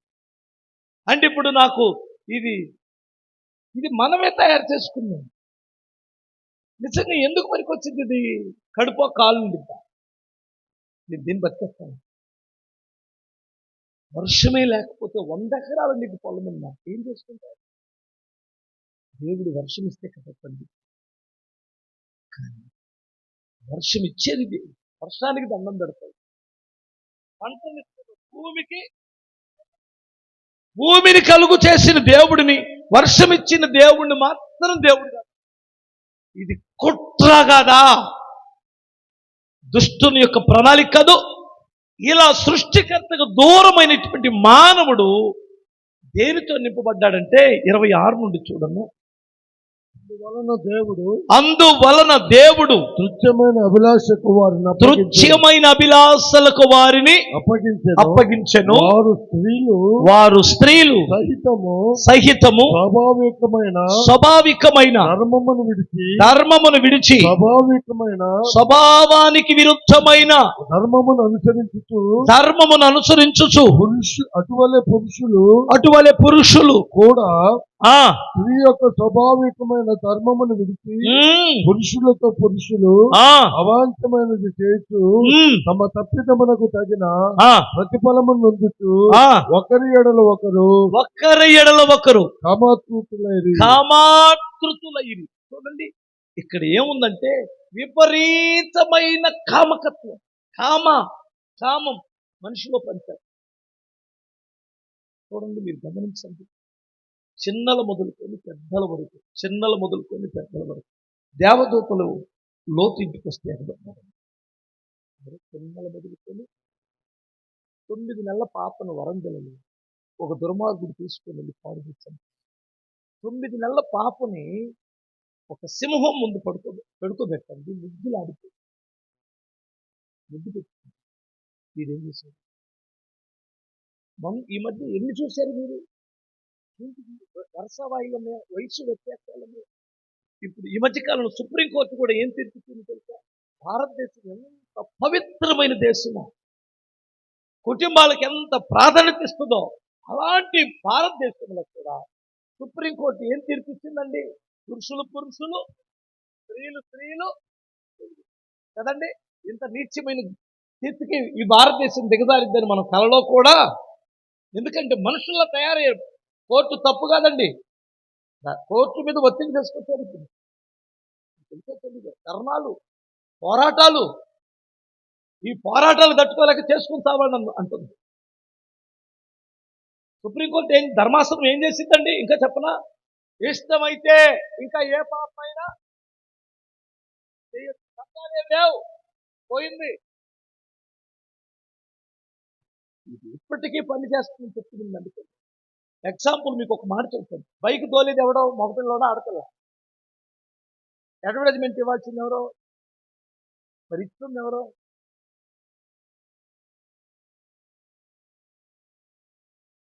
ఆడపిల్ల అర్ధనగ్నంగా ఈ బైక్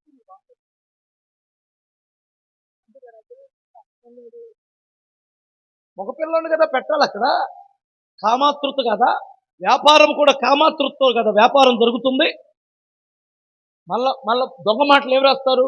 మన స్త్రీలను ఏడమ్మ గౌరవించదు. ఎక్కడ గౌరవిస్తున్నారు? ఈ ఆడపిల్లలు డ్యాన్సులు వేసే వాళ్ళకి అంతకు ముందు నయం కదండి. సినిమాలే చూద్దాం, సినిమాలే చూస్తున్నాం. ఒక 30-40 సంవత్సరాల క్రితం ఉన్న సినిమా ఆడపిల్లలు ఎలా ఉన్నారు, ఇప్పుడు ఆడపిల్లలు ఎలా ఉన్నారు? దీన్ని కుటుంబ సమేతంగా చూసే సినిమాలేనండి. ఆలోచనలు మారిపోవట్లేదు.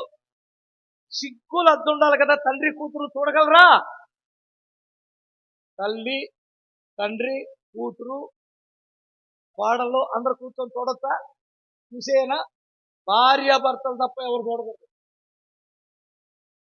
ఒకప్పుడు కుటుంబాలు అంటే కామాతృత ఎక్కువైపోయింది. దీని ద్వారా చూడండి, మీరు చూడన్నా ఒకసారి, ఇంకొకసారి 29 నుండి 32 వాక్యాల వరకు అన్న చదువుతాడు బైక్లో. రోమిలకు రాసిన పత్రిక 1వ అధ్యాయం. మూడోది ఇప్పుడు ఫస్ట్ విగ్రహారాధన అంటే సృష్టికర్తకు ప్రతిగా సృష్టిని. 2 కామాతృతను, ఇది ఒక చట్టం చేసింది, దుర్మార్గం. 3 చూడండి, సమస్త విధములైన దుష్టత్వం అక్కడ కనిపించింది. అట్టి వారు సమస్తమైన దుర్నీతి చేతను, చదువుకో, దుష్టత్వం చేతను, లోభము చేతను, ఈర్ష్య చేతను నిండుకొని మత్సరము, రహస్య, కలహము, కపటము, వైరమని వాటితో నిండిన వారై గుండెగాండ్లను, అపవాదకులను, దేవదూషకులను, హింసకులను, అహంకారులను, నింకుమలాడు వారును, చెడ్డవాటిని కల్పించు వారును, తల్లిదండ్రుల కవిదేళ్లను, అవివేకులను, మాట తప్పువారును, అనురాగ రహితులను, నిర్దయులైరి ఇట్టి కార్యములను అభ్యసించు వారు మరణమునకు తగిన వారు. దేనికి తగిన వారు?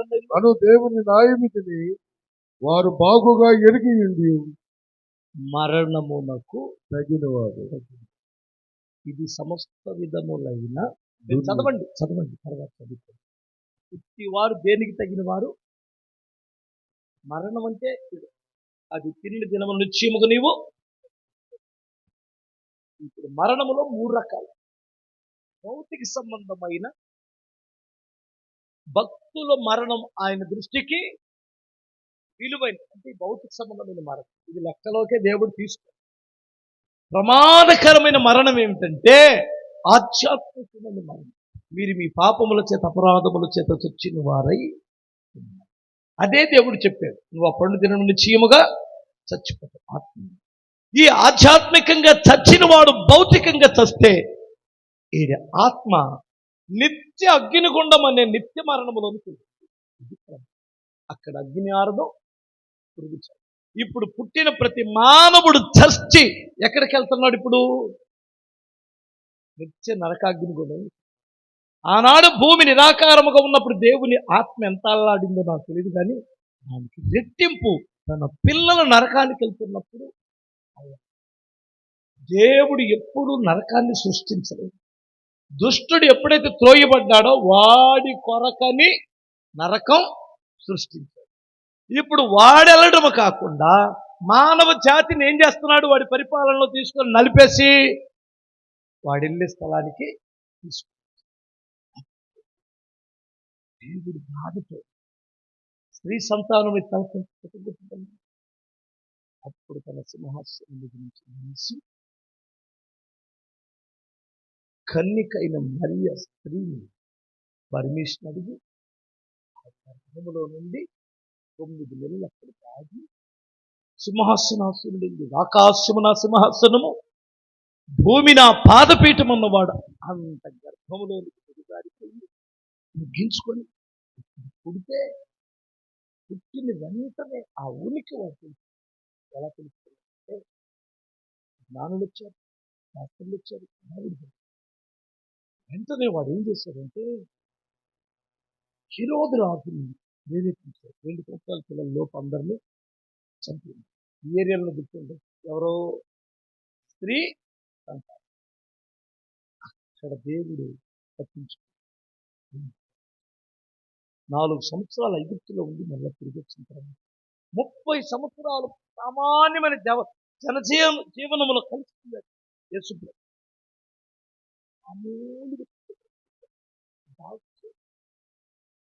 ఒదిగిపోయి, ఎందుకంటే ఆయన దేవుడు నన్ను ఎక్కడ కూడా చెప్పకూడదు. ఎందుకు చెప్పలేదో ఇప్పుడు చెబుతాను. చెప్పకూడదు. అలా తిరిగి 30 సంవత్సరాలు వచ్చిన తర్వాత శోధన కొండ మీద ఉపవాసం ఉన్నప్పుడు వెంటనే ఆ ఉనికి వాడు అర్థం చేసుకుని డైరెక్ట్గా ఆడే వచ్చి అస్సలు ఇంకే మారేషంలోనో పాములోనో కుక్కలోనో పందిలోనో కాదు వచ్చింది. మన సినిమాల్లో పెడతారు పందిరి, ఇదేంటి పావుని, అక్కడ పంది కాదు, ఏమి కాదు, కుక్క కాదు, నక్క కాదు, సర్పం కాదు, వాడి డైరెక్ట్గా వచ్చేసి వచ్చి ఏమన్నాడు తెలుసండి? అక్కడ నేత్రాశి పెట్టాడు, శరీరాశి పెట్టాడు, జీవపు డంభం, 3 శోధనలు పెట్టాడు. దాని వివరంగా చెప్పడానికి టైం లేదు కదా, అయిపోయింది కదా. ఈ 3టిని జయించిన తర్వాత వారి గుండెల బద్దలైపోయింది, కన్ఫామ్ అయిపోయింది. ఈయన ఖచ్చితంగా స్త్రీ అయ్యి ఉండవచ్చు. అక్కడ నుండి కొంచెం అప్పటికి వదిలాడట. అప్పటికి వదిలితే ఈయన చేయాల్సిన పనులన్నీ దేవుడు చేసే పనులే ఈయన చేస్తున్నాడు. దేవుడు నడిచే నడకలే నడుస్తున్నాడు. దేవుని యొక్క ఆ శాంతం, దేవుని యొక్క గుణగణాలు కొట్టొచ్చినట్టు కనిపిస్తుంది. అర్థం కలుగుతుంది. ఇదంతా కాదు, చంపేద్దాం. వాడి ప్రధానమైన ఆయుధం ఏంటి తెలుసా?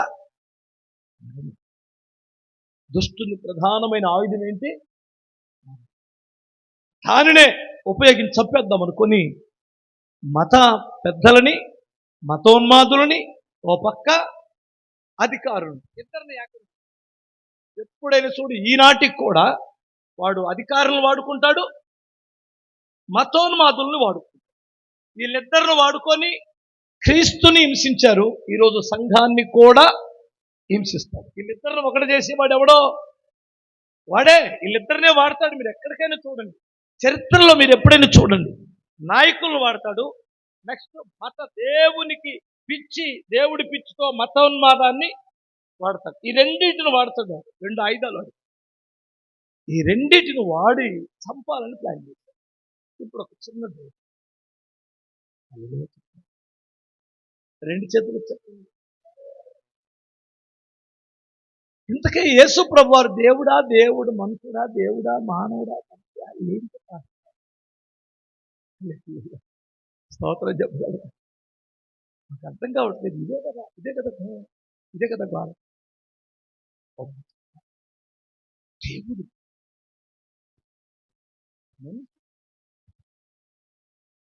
దేవుడు ఏమయ్యాడు? మనిషి అయ్యాడు. మరి దేవుడు నన్ను ఎందుకు చెప్పలేదు పాస్టర్ గారు? ఎందుకు చెప్పలేదు? చెప్ప అది ఎందుకు చెప్పకూడదంటే ప్రాక్టికల్ విషయం అవగలరా? దగ్గరగా స్తోత్రం. మీ అబ్బాయికి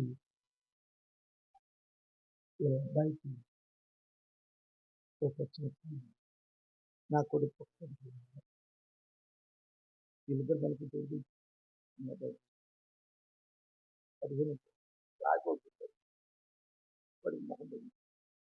వాడు వచ్చి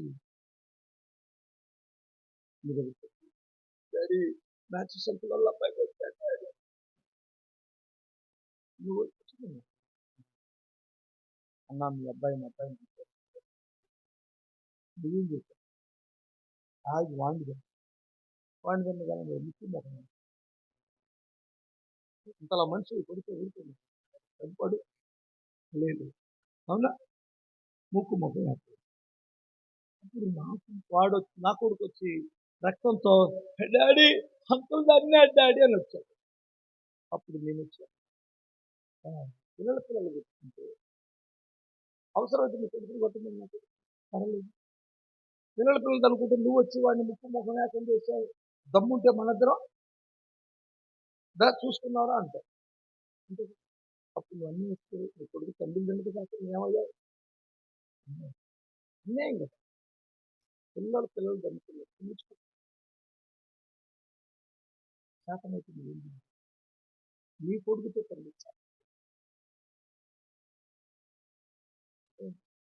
నీ కొడుకుతోనే. ఇప్పుడు దేవుని కుమారుడైన ఆదాము ఓడిపోయి దేవుడు వచ్చి సాతాను గారిని కొట్టా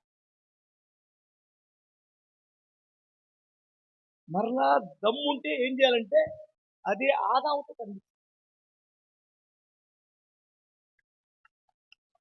అందుకని మీకు అర్థమైందా? అందుకని ఆదామైపోయి నువ్వెవరవే అక్కడ కూడా గుర్తుకుచ్చి అడుగుతున్నావు నువ్వెవరవే అని. ఏం దేవుని కుమారుడు. ఎందుకంటే లూకాసు వార్తలో ఆదాము దేవుని కుమారుడు. ఇక్కడ యేసు ప్రభు ఎవరి కుమారుడు? దేవుని. ఇప్పుడు వచ్చి ఆయన ఎలా ఈయన్ని ఓడించాడంటే వీడి ఆయుధం ఏంటి? సాతాను ఆయుధం ఏంటి? పాపం, మరణం. ఏం చెప్పు? పాపం, దాని వలన వచ్చే జీతం మరణం. ఈ రెండింటిని జయించిన వాడే కడపటి ఆదాము. అర్థమైందా? ఈ ఆయుధాలు రెండు ఉంటాయి. ఒకటి పాపం, నెక్స్ట్ మరణం, నిత్య. ఓకేనా? ఇప్పుడు ఈ రెండింటిని జయించి మానవుడు అని చెప్పుకున్నాడు. మానవుడు ఎవ్వడూ జయించలేని దాన్ని జయించాడు. ఎందుకంటే ప్రతి మానవుని శరీరములో ఆదాము బ్లడ్ ఉంటుంది. యేసులో మాత్రమే ఆదాము. తెలుసా మీకు ఆ విషయం? ఆదాము బ్లడ్ ఉంటుంది. ఎందుకంటే మా నాన్న బ్లడ్, మా తాతది, మా తాత తాత తాత తాత వెనక్కి వెళ్ళామంటే ఎవరికి వస్తుంది? ఆదాముదే వస్తుంది. తండ్రితో సంబంధం లేకుండా ఏ బిడ్డ అయినా పుడతాడా? తండ్రి రక్తం లేకుండా. పురుషుని నడుములో నుండి వస్తాడు మానవుడు. స్త్రీ కానీ పురుషుడు కానీ. అదే బైబిల్ నీ నడుములో నుండి వస్తాడంట. ప్రియులారా మీరు గమనించండి. ఇప్పుడు ఏ మానవుడు నడుముతో సంబంధం లేకుండా వచ్చిన వాడే ప్రభు అయిన యేసుక్రీస్తు. దేవుని స్తోత్రం. డైరెక్ట్గా ఆదాములో యవనాత్మ ఉంది, దేవుని. ఈ మహోన్నతుని యేసు ప్రభు యొక్క శరీరములో ఎవరాత్మ ఉంది? దేవుని ఆత్మ. అందుకని ఆయన దేవుడిని తప్పకుండా దేవుడు చేయాల్సిన పనిని చేసి మరణాన్ని చంపి పాతిపెట్టి మూడో దినమున సజీవుడే తిరిగి లేచాడు. రాజులని, మహానుభావులని, పరిశుద్ధులని, గొప్పవారిని చంపింది ఏమిటంటే మరణం. మరణాన్ని చంపిన వాడే కడపటి ఆదాము. ఇప్పుడు ఆదాము ద్వారా అందరము బానిసలమైతే యేసుక్రీస్తు ద్వారా అందరము తిరిగి మరలా స్వతంత్రులమయ్యాం. ఇప్పుడు పాపం మన మీద ఏలుబడి చేయదు, మరణం మన మీద ఏలుబడి చేయదు, నరకం మనకి ఏలుబడి చేయదు. ఎందుకంటే ఇప్పుడు మనం ఆదాము పిల్లలం కాదు, యేసుక్రీస్తు పిల్లలుగా మారాలి. ఇది నువ్వు విశ్వసిస్తే నీకు కూడా సరైన సంపూర్ణమైన క్రిస్మస్ ఈరోజు అనుభవిస్తాం. క్రిస్మస్ అనగానే బోరలు కట్టడం, క్రిస్మస్ అనగానే కేకులు తింటాం, క్రిస్మస్ అనగానే ఆడపిల్లల మగపిల్లలు అత్తు పొత్తు లేకుండా డ్యాన్స్. వీళ్ళు ఏమవుతారో నాకు అర్థం కావట్లేదు. వీళ్ళు ఏమైపోతారో కూడా. ఇలాంటి గాసిద్ధుల్లాగా ఉన్న పిల్లల్ని తీసుకుని వెళ్ళి 15 రోజులు రిహర్సల్ పేరుతో డ్యాన్సులు నేర్చుకున్నాను. చదువుతాను ఏందా ఎందుకంటే కూర్చో పెళ్ళిగానోడు ఒకటి రండి.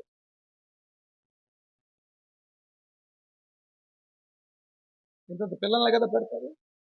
ఈ సైజు ఆడపిల్ల ఎట్లుంటుంది, నీ ఎంత ఉంటుంది కదా, ఏ క్లాస్ చెప్పింది. ఇంతంత పిల్లలకు 15 రోజులు రిహర్సల్, అర్ధరాత్రి 1 గంట కాక ఏం పాటలేదు,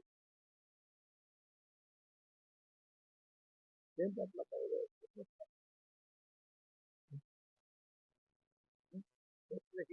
సందడి, పశువు పాకలో సందడి.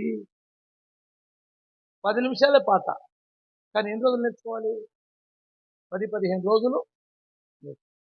వీళ్ళు నేర్చుకోవడానికి రకరకాలుగా చూస్తూ అమ్మాయిలు అబ్బాయిలు తోడుకోవచ్చు. ఒకరికొకరు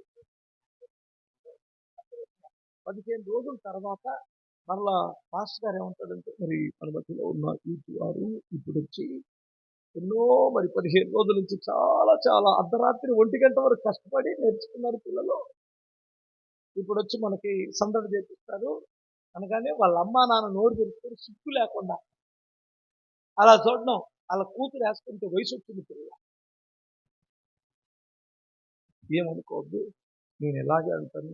నన్ను ఈసారి మీరు పిలవకపోయినా పర్వాలేదు, మీరు మంచిది కాబట్టి. అవునా అవునా మీ న్యాయం అన్న మీ మాస్టర్ గారు ఆడపిల్లల వదిలేసి నేర్పిస్తున్నాను. నేను చేసుకుని నమ్ముకుంటున్నాను. నా 20 సంవత్సరాలు 20 సంవత్సరాలు సాంఘిక లాస్ట్లో అమ్మాయిని తెచ్చుకొచ్చారు, డ్యాన్స్ చేయాలి కదా. ఆ రోజుందండి ఒక రకంగా స్టేజీ మీద టెన్షన్ పడ్డాం. ప్రాక్టీస్లో ఆనందం ఉంటుంది, అసలు మజా అంతా ఎక్కడ ఉంటుంది? మజా అంతా ప్రాక్టీస్లోనే ఉంటుంది. ఎందుకంటే డ్యాన్స్ చిన్న పడ్డం కానీ అర్థమవుతుందా? ఈ ఎగవేశాలన్నీ వేసి పోయి బ్రతుకు పాడుగానని అవన్నీ తగలబెట్టి, అర్థమవుతుందా?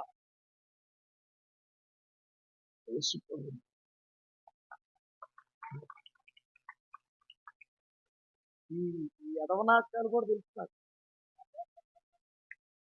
అందుకనే అస్సలు భక్తి ఆ టైపులో దేవుడు ఇష్టపడదు. ఇప్పుడు ఇన్ని గంటలు కూర్చున్నారంటే మీరు ఎంత దేవుడు మిమ్మల్ని చూడలేదు. ఒక్కొక్కరు కాళ్ళు తిమ్మిరులు వచ్చేసినాయి కదా. ఏంటి ఆ ప్రేమ మీకు దేవుడు అంటే? క్రీస్తు కొరకు ఇట్లా తెల్లారిందాకైనా కూర్చోగలరు. ఇది దేవుడు ఇష్టపడుతున్నాడు. దేవుడు మీ ప్రతి కష్టానికి ప్రతిఫలం ఇస్తాడు. మీ స్థితిగతులు దేవుడు మారుస్తాడు. ఇది దేవునికి ఇష్టమైనది. ఇది ఇంతసేపు కూర్చోవడం మనుషులో సామాన్యమైన కష్టం కాదు. క్రీస్తు కొరకు నువ్వు పడిన చిన్న కష్టాన్ని కూడా దేవుడు మర్చిపోలేదు. ఇలా చేయండి. దేవుళ్ళో పరిశుద్ధాత్మ ద్వారా మీరు ఆనందించాలి, కానీ డ్యాన్సుల ద్వారా ఆనందించడానికి వీలు లేదు. హల్లెలూయా. అమ్మా, ఇందుకొరకు అది పండుగ వచ్చింది. క్రీస్తుని మీరు స్వీకరిస్తే నరకము అదే మనుషులందరూ కలిగిన మహా సంతోషం. ఇప్పుడు ప్రభువులోకి వస్తే ఎందులో ఫస్ట్ సృష్టికి ప్రతిగా సృష్టికర్తను పూజిస్తాం ఫస్ట్. 2, కామాతృత అపవిత్రత నుండి బయటకు వస్తాం. 3, దుష్టత్వము నుండి బయటకు వస్తాం. అప్పుడు మనం నిత్య జీవానికి వారసులు. ఇలాగు దేవుడు మిమ్మల్ని కాపాడి నడిపించి రక్షించునుగాక. ఆమేన్. ఓకే, చిన్న ప్రార్థన చేస్తాను. నేను చెప్పింటే సుదర్శన్ గారు లోపల ముందుకు రావాలి. ప్రార్థన చేస్తాను. ప్రార్థన త్వరగా.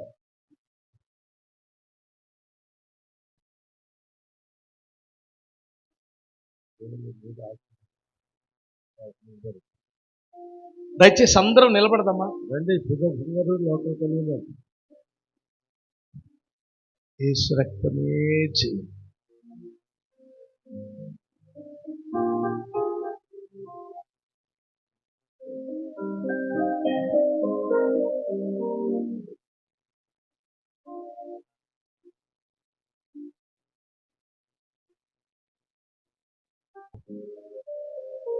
రండి సుదర్శన్ గారు.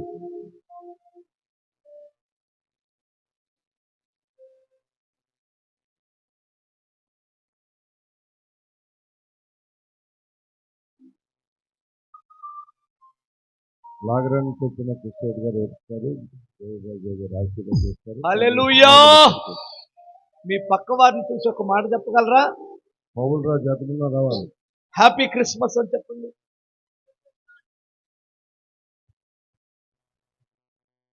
దేవుడు మిమ్మల్ని దీవించునుగాక.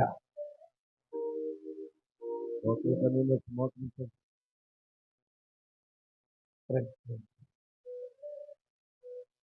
ఇల్లు లోపల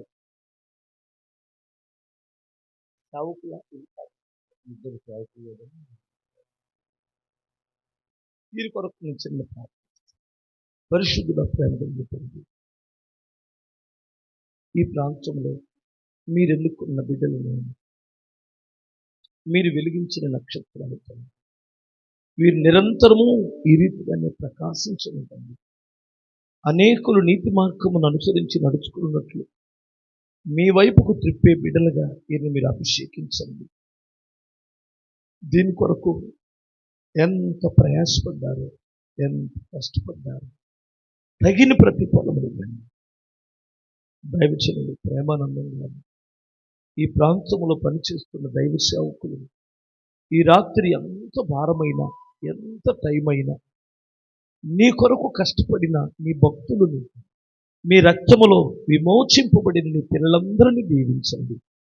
ఏజెన్సీ ప్రాంతం అంతటినీ రక్షించండి. ఈ ప్రాంతములో మునిపెన్నడం లేని గొప్ప ఉజ్జీవాన్ని రగిలించండి. ముఖ్యంగా ఈ కన్వీనర్స్ అందరూ కూడా బలమైన అభిషేకము నుంచి వాడుకున్నది యేసు నామమున అడుగుచున్నాను తండ్రి. ఆమేన్.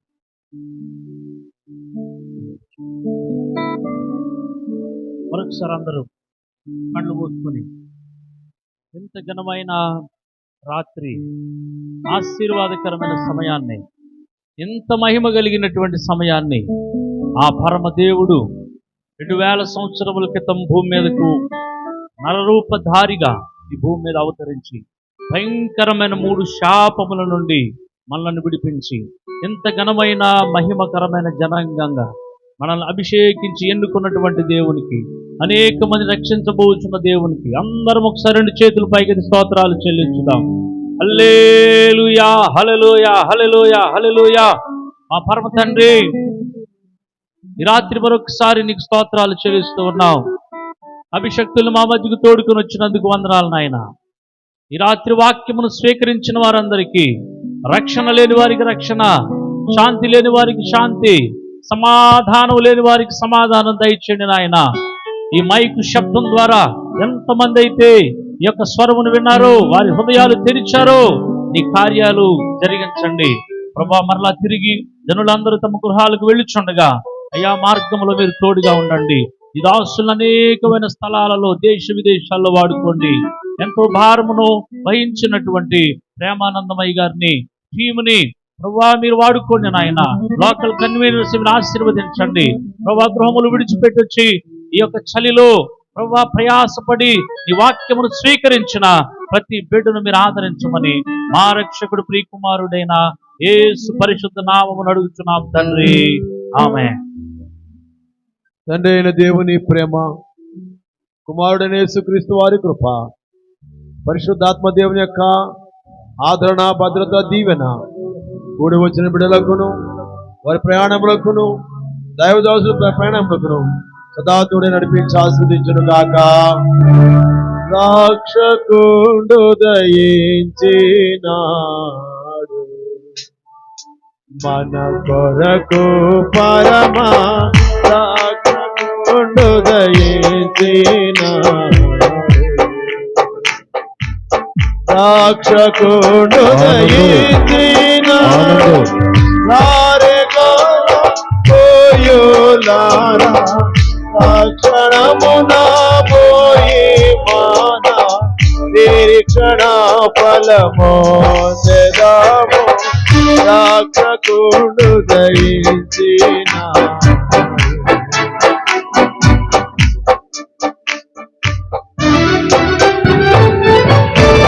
అందరికీ వందనాలు. దయచేసి ప్రియులారా, మరి సరైన పరిస్థితిని అనుకూలించలేని కారణాన్ని మీకు వసతి ఇవ్వలేకపోయాను. మీకు ఏదైనా ఇబ్బంది అయితే నన్ను అడగండి. ఏదైనా మంచి చేస్తే మన లోకల్ దేశం దీవించండి. ప్రభు చిత్తమైతే రానున్న రోజుల్లో నేను కాదు కానీ మీరైనా గొప్ప కార్యాలు చేయాలని కోరుతూ ఈ నా మాటలు ముగిస్తున్నాను. ఒకవేళ ఎవరైనా ఇంకా భోజనం చేయవలసి వస్తే అక్కడ భోజనం చేయండి. తాడిపత్రి నుంచి వచ్చిన పిల్లలు, యవనస్తులు గెచ్చిమనే వారు కంగారు పడకండి. చాలా ట్రాఫిక్ ఉంది. అందరూ ఒకసారి వెళ్ళినా ట్రాఫిక్ అవుతుంది. మన ఫ్లెక్సీలన్నీ ఇచ్చి మడత పెట్టాలని కోరుతున్నాను.